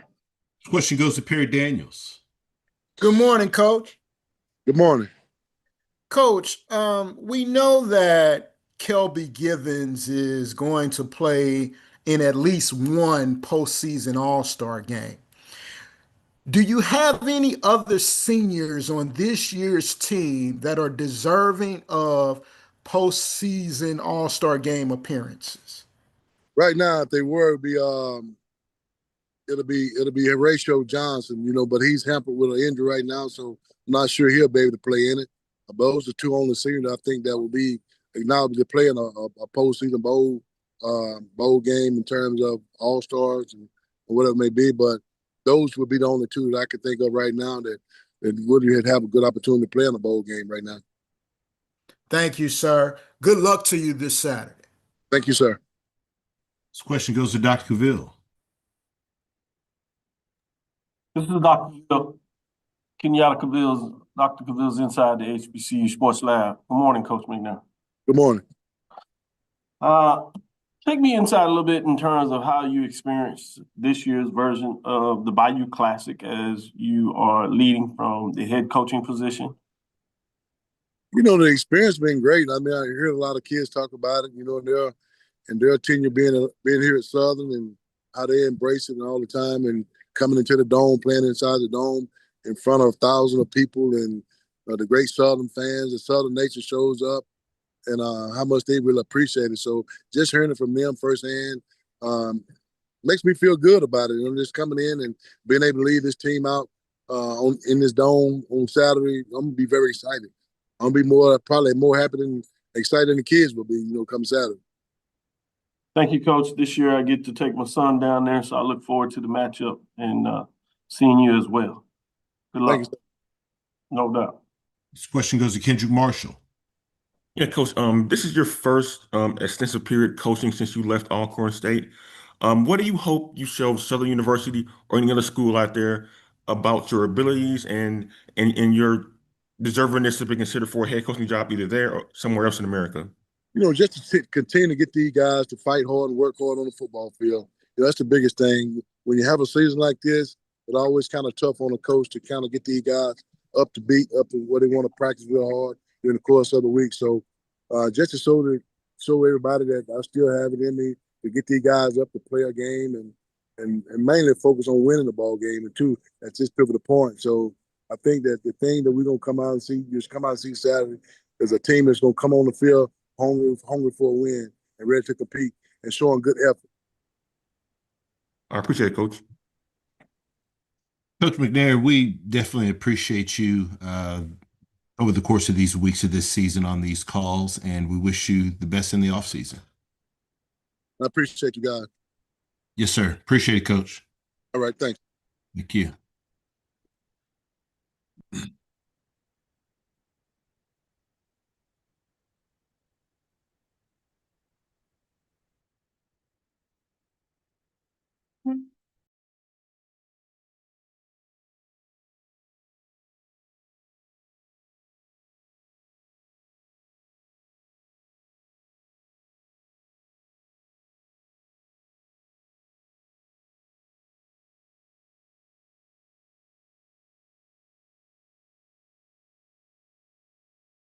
All right, so we'll have an adjustment with our schedule. We're going to move Coach T.C. Taylor with Jackson State up. We're working to get connected with Coach Dishman, Coach Buckley, and as well as Coach Joseph to end our call. So we're going to move Coach Taylor's availability up. With that being said, if you do have questions, please utilize the raise your hand feature to get your question in the queue. And as always, happy to be joined by Coach Taylor with Jackson State. Good morning, Coach.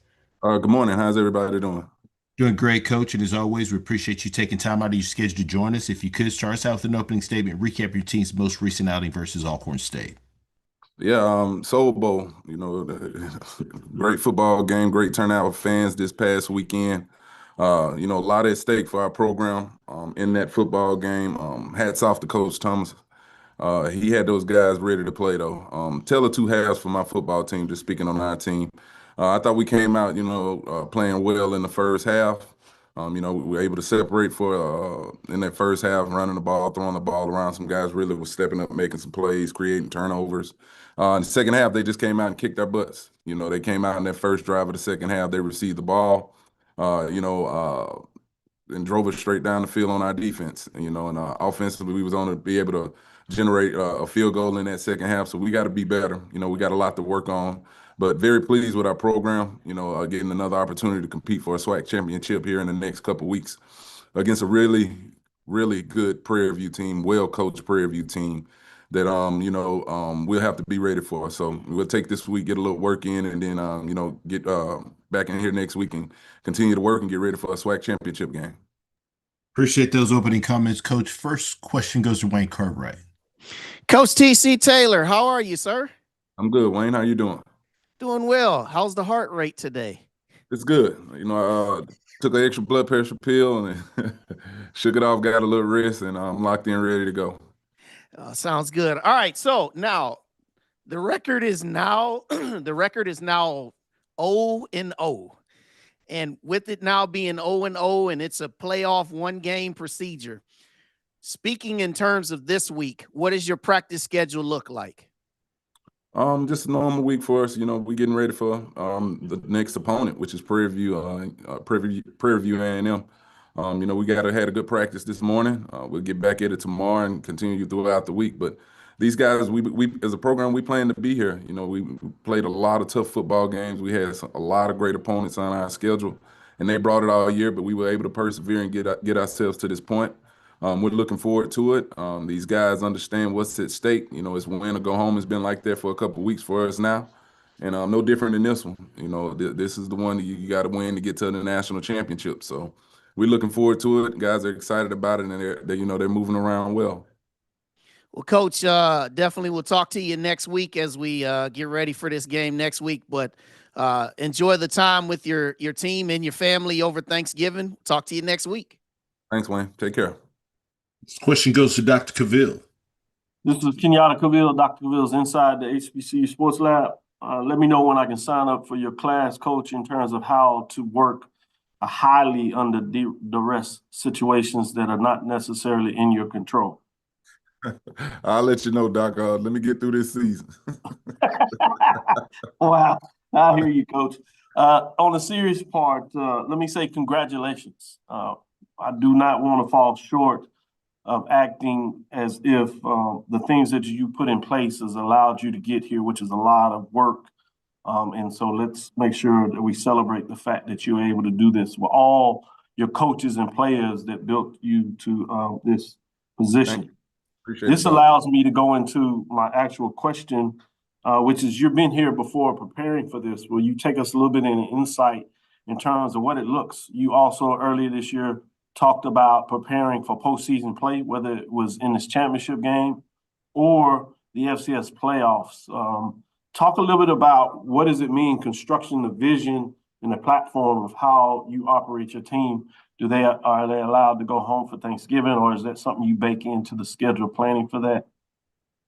Yeah, we'll like I said, we'll practice the next 3 days. We had a great practice this morning, Doc. Shake a little bit of the soreness off. We'll get back at it tomorrow and Wednesday, and I'm gonna give them the next couple of days, to go see some family and everything, and some guys that hadn't had a chance to see family and things, and no different than we did last year. Let them allow them to go get a little turkey, a little dressing, and then we'll get back in here through the weekend and get back at it. That's why these next 3 are so valuable to the program. These next 3 practices are what I'm talking about. We really want to get something out of these 3 practices. Coaches came in on yesterday, did a great job of starting to, playing for Prairie View again. That's a championship program over there. Coach Jackson has done a hell of a job with that program. He said it, and he's doing everything that he said he was going to do. He's a winner, and they're going to be ready to play. But yeah, I get those guys off a couple of days, and Thanksgiving probably Friday, and we'll get back in here and get back at it. But no different than we did last year. They'll come back in here, and we'll be ready to go come next week. Thank you, Coach. Look forward to talking about the matchup on the next call in terms of SWAC championship game week. Take care, and again, congratulations. Enjoy your brief break in terms of Thanksgiving, and thanks for allowing me to cover you. Thanks, Coach. Thank you, Doc. Appreciate everything you do. This question goes to James Hill. Hey, Coach, I hope you and everyone in Jackson are well. Congratulations on back-to-back East titles, and also just all the success you've had. The conversation of the HBCU, the black quarterback in the NFL. Recently, we had the opportunity to see Mr. Shedeur Sanders get a victory in Vegas, a site where Jackson State played recently. Talk about what you saw if you had an opportunity to see Shedeur play, and how that is for J-State Nation. I think it's just huge in general for all HBCU football when he took the field and go out there and responded from the last performance he had out there. He went out there and played well, but with nothing that I wasn't used to. I mean, he played his butt off here. You talk about a 2-time SWAC champion, offensive player of the year and everything, and the work ethic and everything. He had an opportunity to know he would be the guy going into that week. So the preparation was a little different going into that game. And what I see with him out there, though, he got a bunch of guys on that roster that believes in him and his talents, and he went out there and displayed it. But it's nothing new to, the guys that's been around him. I've been around that locker room with him, called some plays for him. I know what type of quarterback he is. So I'm so happy for him, and I think sky's the limit. He's going to continue to work hard, going to continue to get better. He's talking about his first career start. So, it's huge, pays dividends for, our program, and I think just, HBCU football in a whole. All right, Coach, we look forward to seeing you and covering you guys versus Prairie View. See you soon. Thank you. Be safe. Question goes to Perry Daniels. Good morning, Coach. Good morning, Perry. Coach, we're talking about quarterbacks. Can you give us an update on Jacobian? Yeah, he's moving around pretty good. We evaluated him again today. He's moving around. He took some did some endo work out there today. So, we'll go through these next 2 and get back in here, like I said, on the weekend and continue to evaluate him. If he has some soreness, or if he don't, he'll be able to play. And we'll just continue to keep an eye on it. Try to keep him upright and get to the game and see what he can give us. And what are you seeing on film from this Prairie View A&M football team, Coach? Total revamped, well-coached roster. They play the game well in all 3 phases. But they're a well-coached team. They're where they're supposed to be each and every play. You can see that with that program. I love the effort. They play hard. That football team plays hard. We know we got to come out and play 4 good quarters of football, but it's championship football. You talk about 2 coaches that, made the plan early on. Back in the spring, and we were saying that we would be here at this moment, and that's what's going to happen next week. two really good football teams, and I think it's going to be a great game here in the vet in Jackson. Congratulations, Coach, on your second Eastern Division title, and good luck to you in a couple weeks. Thank you. I appreciate it. Question goes to Terry. Hey, Coach. Outside of the penalties, is there anything else that you feel is kind of the one last thing that you need your team to improve on going into this next couple weeks of practice, or do you kind of feel like you've done what you've done to get here and you've got it figured out? Yeah, at this point of the season, if you in this position playing for a SWAC title, you done kind of crossed all the T's and dotted all the I's. You just got to make sure, you're harping on the little things, the turnovers in a football game. Again, you hit on the penalties, things like that can affect the wins and losses in a championship game. Those are things we got to be good at. At this point, guys are in shape best they can be. You just got to keep them locked in. I mean, you can ask any coach that was on these calls. The hardest part around this season is just trying to get guys to finish. But our guys are pretty much locked in because we set the goal to be here. So, we wanted this moment. We wanted to, get an opportunity to be back-to-back SWAC champs. And, we're looking forward to it. Thank you. Appreciate it. Last question goes to Marvin Nichols. Good morning, Coach. Hey, good morning, Marvin. How you doing? I'm doing good. Congratulations. It was a very, very good game, and your emotions were all over the place. But I'm telling you, it was a pleasure to watch you and Thank Coach Thomas coach such a great game.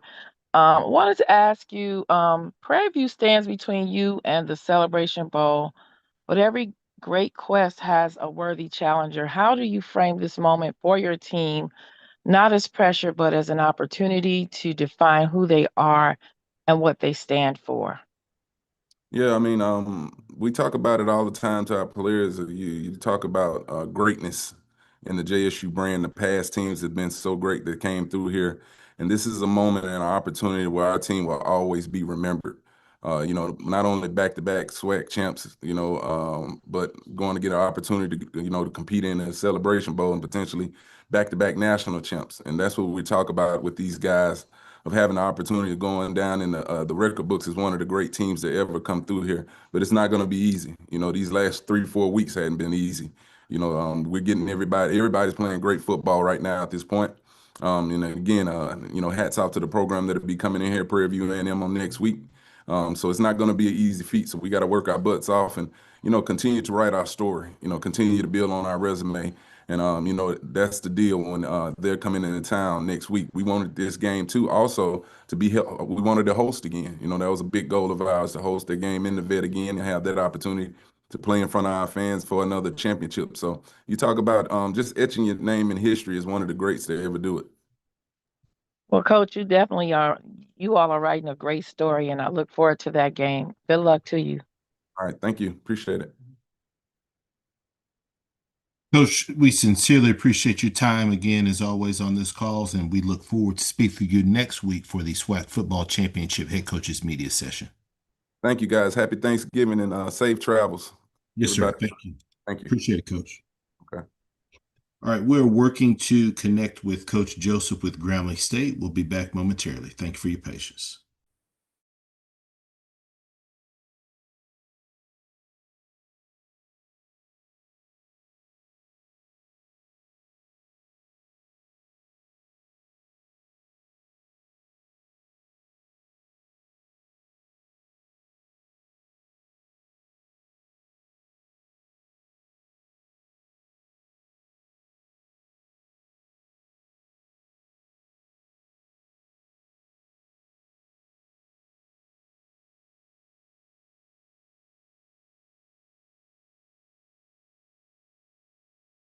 Look at something else. Once again, if you do have questions for our coaches, please utilize the raise your hand feature to get your question on the queue. With that being said, happy to be joined by Coach Joseph with Grambling State. Good afternoon, Coach. Good afternoon. How you guys doing? Doing great, Coach. We appreciate you taking time to join us. We know you're at the Bayou Classic press conference. Coach, if you could just start us out just recapping, actually just previewing this upcoming matchup. Well, it's gonna be a big time game. You got to throw the records out the door. You know, Southern's a very good football team. I know the records don't indicate that, but the records goes out the door when you play this game. And the kids understand the magnitude of this game. And so we're looking to come down here and put on a good show. So we're prepared. I think we're healthy now. You know, for the most part. You know, so I think we can come down here and put on a good show. Appreciate those opening comments, Coach. First question goes to Wayne Cartwright. Coach Joseph, how are you, sir? Wayne, how you doing? Doing great, man. So, opportunity to finish 8-4, opportunity to beat your rival. All these things. Set it up for us. How would this really be so well to set you guys up for what you hope to be a successful offseason?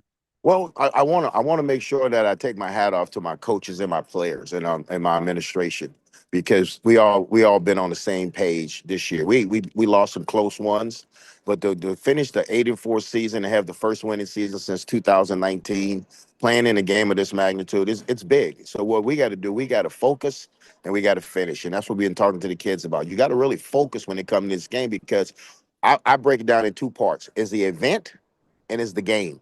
See, we can't get here and get involved with the event. So we had to do some things for us, living situations that we won't get involved with the event, that we can focus more on the game. But it's big, you know, we're big. I think we headed in the right direction. Well, Coach, good luck to you guys on Saturday, and it's been great to talk to you all season. Thank you. Next question goes to James Hill. Hey, Coach, I hope you and everybody in New Orleans are well. Can you talk a little bit about the Bayou Classic and why it's different, why it feels different, the dome, the history, Coach Rob, all the gentlemen who have been fortunate to be a part of it, Coach Richardson, why is it so different? Well, I think it's because it's families. It's families divided for 3 hours, and then once it's over, we come back and we become family again. And it's the darnest thing that it's not really a hate rivalry. It's a rivalry where this is my team, this is what school I went to. This is my team, this is what school I went to. But at the end of the game, I watched my kids and my coaches hug the Southern players, and that was unbelievable. That was a beautiful sight. You know, be able to see that. So it's like we both share traditions. We both have legacy, but we both in the state of Louisiana. So we, you know, other than anybody else, we got to pull for each other when you're not playing against each other. So we're excited to have the opportunity for this game, the magnitude of this game. But we're gonna come down and put on a good show for them. All right, Coach. Have a blessed holiday and a blessed Bayou Classic. Thank you. Next question goes to Dr. Cavill. Dr. Cavill's inside the HBC Sports Lab. Coach Joseph, how you doing? Doc, how you doing today? Doing well. Look forward to get to bring my son to the event. He's not been to the Bayou Classic, 11-year-old. So get a chance to do that and live a little life there. So yes, it'll be a beautiful surrounding that he'll get to see a lot. I agree with you. Back to the business that we're talking about.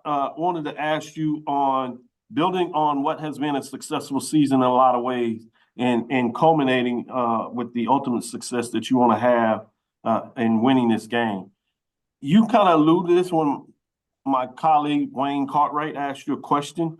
Can you talk specifically of what you can share with us in terms of what you've learned with your past experience, in terms of what are you going to do in this matchup to help you have the success on the field based on what takes place off the field? Well, I had to do a better job with the players, and it's the outside things, you know, like delivering situations, you know, what time we're gonna eat on Thursday, what are we having, you know, do a better job the things outside so we don't distract them.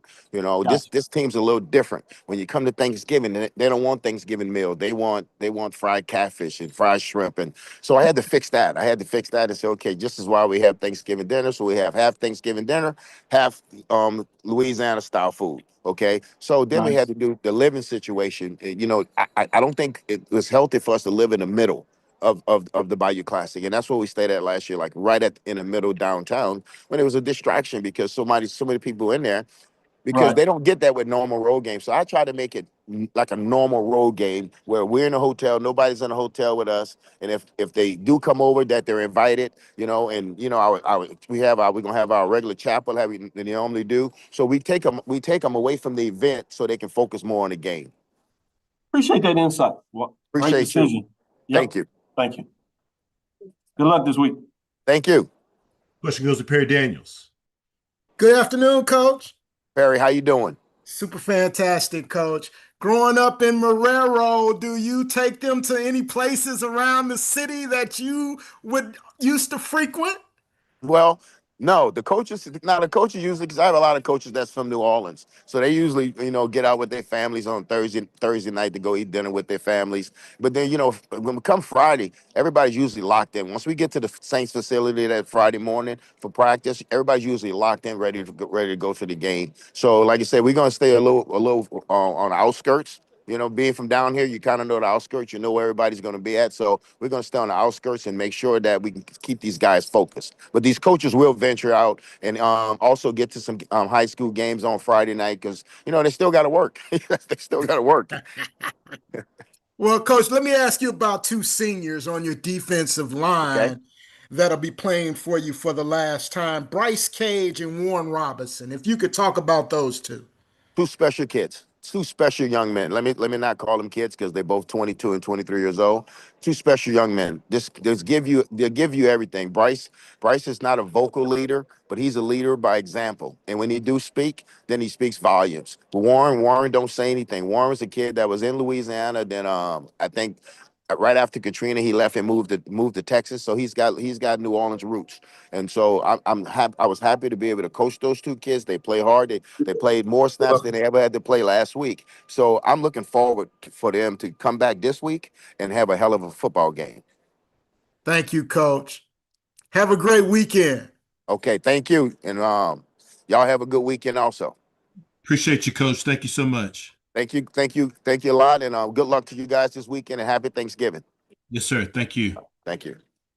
All right, next we're going to go over to Texas Southern and Coach Chris Dishman. Once again, if you do have questions, please utilize the raise your hand feature to get your question in the queue. We already have several questions there, so please limit your questions to one initial question. If we've got additional time, we'll work our way back to get additional questions answered. With that being said, happy to be joined by Coach Dishman. Good afternoon, Coach. Good afternoon. How you guys doing today? Doing great, Coach, and appreciate you taking time to join us. If you could just start us out with an opening statement recapping this past week. Well, it's a great game we played there at Shell Energy Stadium. Our guys was very up for the game. We broke a 20-year curse of not having a winning season here at Texas Southern, but 6-5 is nothing to hang your head on, but it's a great start. Appreciate those opening comments, Coach. First question goes to Dr. Cavill. This is Kenyatta Cavill, Dr. Cavill's inside the HBCU Sports Lab. I know you have bigger plans and bigger ambitions, but oftentimes as you talk about, you have to build those bricks. And one of those bricks is alluding to the fact that you broke 20 years of the opposite direction with the winning record going 6-5. And part of that were some young folks getting it done, particularly Jordan Davis at the quarterback position, 11-20, 158-yard, 1 touchdown. And Lawrence Butler, along with some other guys, being able to rush the ball for a total of 228 yards. Butler did 101 on 20 carries and 1 touchdown. I know it's not about one or two individuals. The defense played solid on there, allowing the Bulldogs to get 7 points.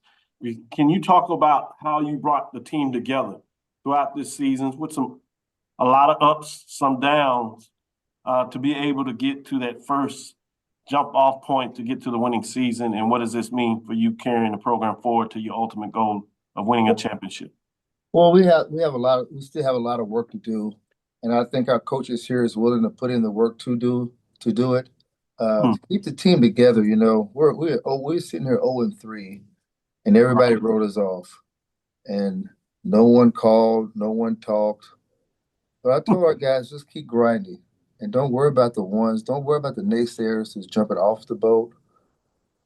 Don't even worry about the ones who's still on the boat. Worry about what you can do to make this team better.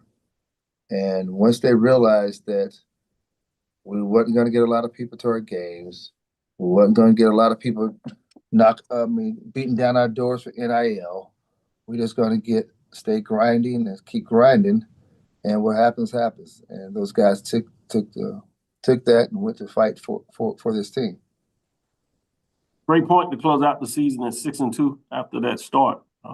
Thank you for allowing me to cover you. Great work you're doing and continue to build. Coach Dishman, look forward to talking with you in the offseason. Thank you.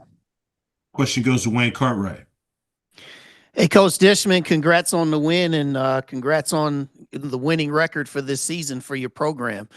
My question for you today is just pretty simple in its nature. So, Coach, with everything in your plans that you have for trying to build this program and trying to boost attendance and just buzz for your program and involvement and engagement, what are the steps that you and your staff, what do you think you guys are going to be able to do during the offseason to try to take another step towards those goals? We got to keep Houston in Houston, keep our surrounding student athletes at the high school level, keep them right here and play for Texas Southern University. They don't have to go and play for nobody else in Texas. They can come and play here for Texas Southern University and play some good football. So that's our main goal, is keeping Houston in Houston. All right, Coach.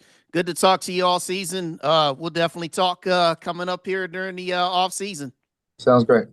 This question goes to James Hill. Hey, Coach, I hope you and everyone in Houston are well. Congratulations on the winning season. Can you talk about the offseason when you look at the transfer portal, NIL, high school players, recruiting, graduation, all the different moving parts? And then you also alluded to the need for a stadium on campus. But just talk about the offseason and keep continuing to keep this thing together. Well, we already have street agents. I call them street agents. They're not real agents. We already have these fake agents out here poaching our kids already. And it's a shame that we are allowing that, as not as a university, but as NCAA, allowing these street agents, these poachers, to poach our kids already. And it's crazy. You can't have an 18, 19-year-old kid talking about he has an agent. What do you mean you have an agent? You're only 18 years old. You haven't even lived life to have an agent. And these street agents is charging these kids 18 to 20% of what? What are they charging them 20% of? They're not doing anything but sitting at home making calls, and the guy's using all their talent, and the kid's not getting what they're supposed to be getting because they have to pay these half street agents 18 to 20%. And that's the frustrating thing about coaching these days is everybody want to be an agent, but nobody want to work or go get a degree to be an agent. So that's the frustrating part, and we have to educate our young men that don't listen to these bums out here who's trying to be street agents. Don't listen to them. You got to be able to talk to your family. And if your family and you agree that you need to go in a portal, then I'm okay with that.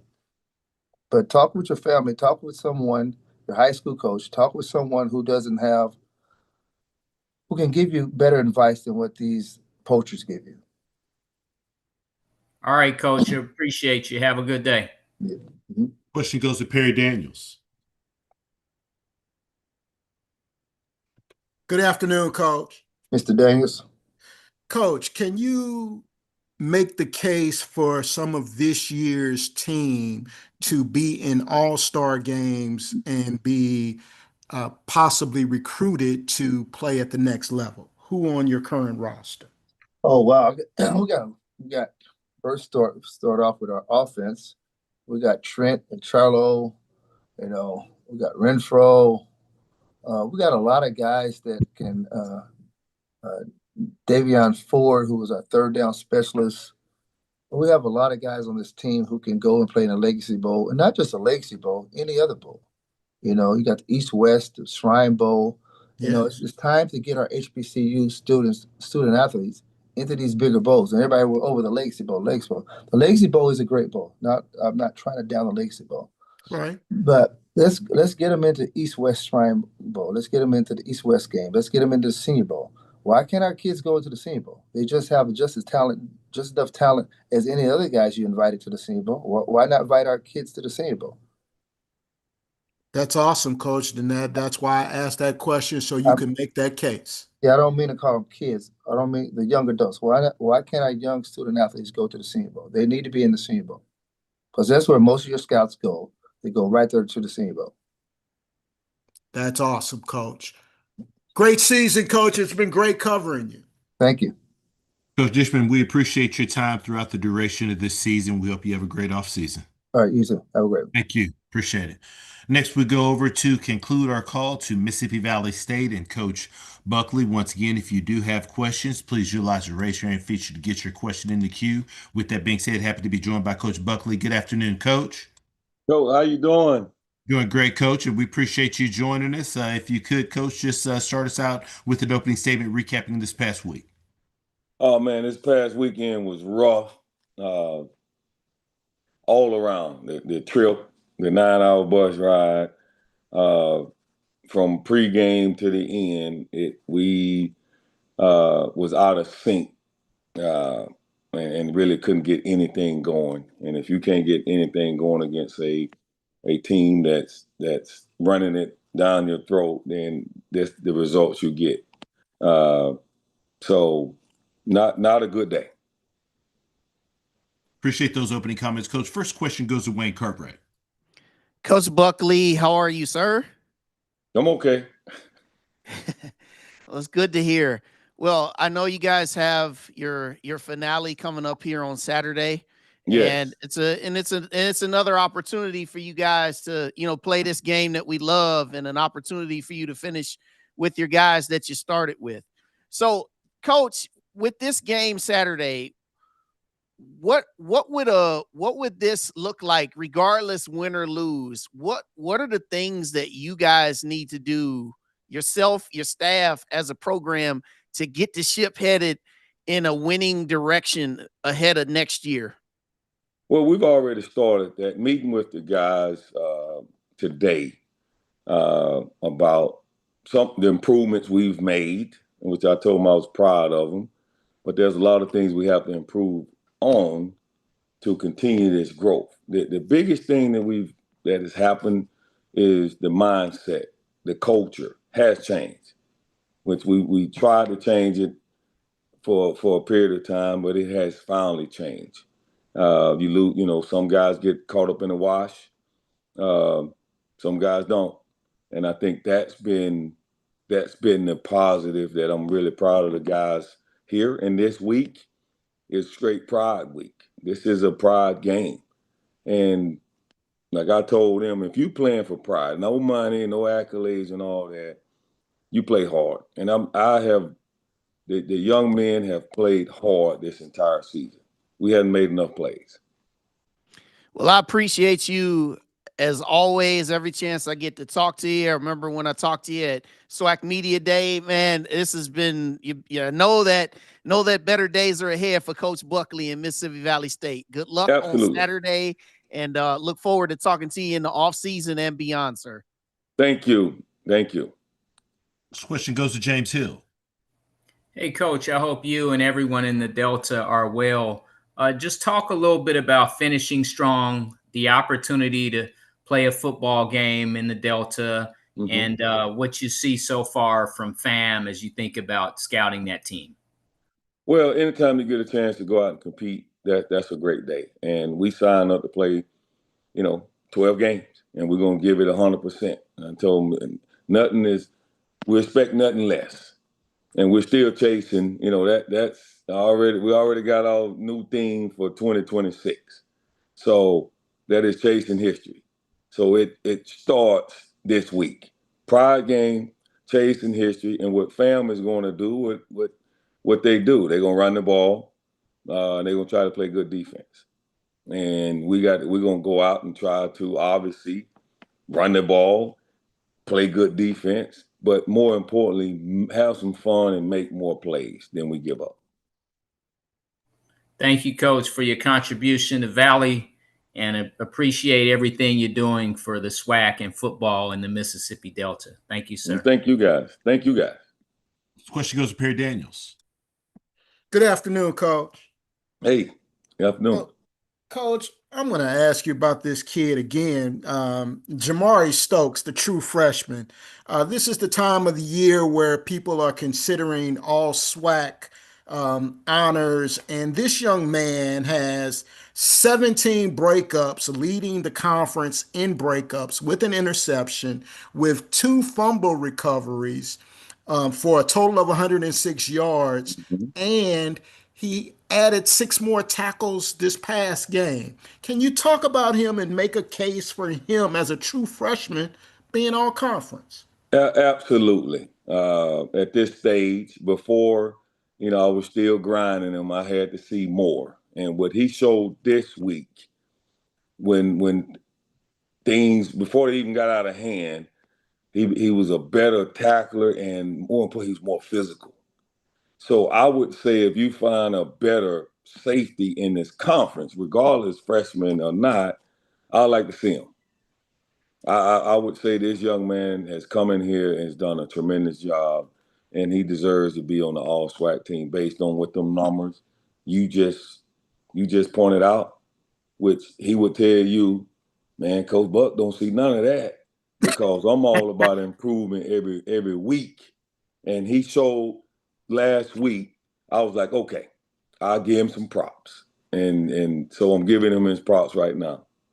That's awesome, Coach. And we are agreed. He's no Terrell Buckley, but you got to say he's pretty good. He's come. I'm gonna tell you that he's come. I'm a fundamental coach, right? And you see stuff. You see the big plays, but like I told him, I want that to be regular, like a regular game for you. Take the proper angle, have the eyes, make the plays when they give you the opportunity. Not being luck on some of the stuff, Yes, absolutely. Well, thank you, Coach, and good luck this week. Thank you. This question goes to Dr. Kenyatta Cavill. This is Kenyatta Cavill, Dr. Cavill's inside the HBCU Sports Lab. Good afternoon, Coach Buckley. Good afternoon. Want to talk about moving forward in concluding with this matchup, and you kind of talked about what you want to see get done in this matchup. So once you wrap that up, what is your focus in terms of how you go about your offseason based on what you saw and planning with your administrative team of getting you what you want to get done for Mississippi Valley State Delta Devils? Well, the number one thing, signing day is coming up. We've been over here. We started at 6 a.m. last week or two trying to get this organized. We need to have a big day signing, right? We need to get big up front on both sides. You control the line of scrimmage in this league or any league, you have a shot. And we need more playmakers as far as personnel. And then the other stuff is top down. We have to make changes. We have to travel better. There's a lot of things that we have to do for the football program. When I say chasing history means you're changing some stuff, right? We never won the East, haven't been in the Celebration Bowl. Those are goals. So you need not only better players, better travel, just a total top to bottom. The program has to change in the right direction. Thank you, Coach. Look forward to seeing that. Good luck this offseason. Hope I get a chance to talk with you as well during that process. Thank you. You're welcome. Take care. Time for a few more questions. Next one goes to James Verrett. Coach, when you look at your team offensively, outside of the game against Jackson State, you've been able to score points offensively at home. How important is it for your team to play the way that they played against Bethune-Cookman at home this week, and what ingredients do you need to add in order to get back to that point? Oh man, you lose your probably your MVP and your quarterback, which everybody knows if you have a quarterback, you have a chance. So we have to get more creative on offense. We have to move the chains. When them that 3 yards in a cloud of dust, as long as you're moving the chains. And probably more important, what I've noticed what we did not do that we have to do is when given the opportunity to make big plays, 3rd and long, you make that catch. 3rd and short, defensively, they throw a bad ball, make that sack. We can do that, then we're going to have a chance. We'll have a chance. Coach, you said that this week is a week for pride. When you look at your roster, you have guys from literally all over the world. How have you been able to create family in this first year, and what does this group of young men mean to you and your program? It means a lot. Like I told them that this last time these guys will be together in this locker room. The last time all these guys, some guys are obviously seniors, some guys in the transfer portal, some guys gonna do some other things in their lives. So let's go out and enjoy this and have a great time. And adding to that, I think that the connection, no matter whether old guys, young guys, medium guys, is communication. Honest communication. Like after we practice today, I'm calling the seniors in, and we just gonna sit down and have one by one a conversation, no matter how long it takes. And I've been doing that throughout the year to develop those connections. But again, that ain't something I talk about. No, that's just who I am. Thank you, Coach. You're welcome. Last question goes to Brandon King. Good morning, Coach Buckley. How you doing? I'm doing well. Right. Brandon King with Inside the HBCU Sports Lab and SneakerShopTalk.com. As the season has progressed, you've talked about things like getting the right people on the bus, changing the culture, so on and so forth. And you can kind of see those things happening with your program. But my question was about you, Coach Buckley. What is something as a leader of a program and as a leader of young men and these student athletes, what is something from the first day that you arrived to today that you learned about yourself as a leader? Man, do you have enough time? Much as Andrew will give us. No, I've learned so much. Obviously, I've always felt like I don't know everything. I think one thing I've learned, I listen a little bit more. Because I've had to change a lot of things. You come from somewhere that, I mean, this has never happened to me, kind of this whole situation. Even when I was at Akron, who hadn't had a winning season in a while, from the top down, from the administration to how we travel, I keep talking about, to uniforms, to all those things was a little bit different. So the growth for me personally, I am thankful and blessed to be at Valley, because without this and the connections I've made in the administration with our new AD and having somebody that guy in charge, the president, Dr. Briggs, that's showing his support and wants to make this change happen, that's a unique situation. And I sit here I smile all the time, because when you are growing, not only as a coach, but as a person, man, that's exciting. That is very exciting to me. And I'm so thankful and indebted to Mississippi Valley State, because without them, I would not be the person I am right now, the coach I am right now. That's a blessing. Well, thank you, Coach, for that insight and appreciate you. Like I said, everyone said, taking the time out and continue to lay that foundation to get Valley football back on track. Well, thank you guys. Thank all you guys for those wonderful questions. And this year, it's been wonderful. I've learned a lot from you guys. Coach, we appreciate your time. Have a great offseason. Thank you. Thank you. This concludes our SWAC Football Head Coaches Media Session, our final regular season media session for the 2025 SWAC football season. We will have the SWAC Football Head Coaches Championship media session next week. We'll send out additional information regarding the login details for that session. Thank you so much for your participation throughout the duration of this year. Hope you have a great rest of your day. Happy Thanksgiving. Thank you, Andrew, and happy Thanksgiving to everybody. Thank you.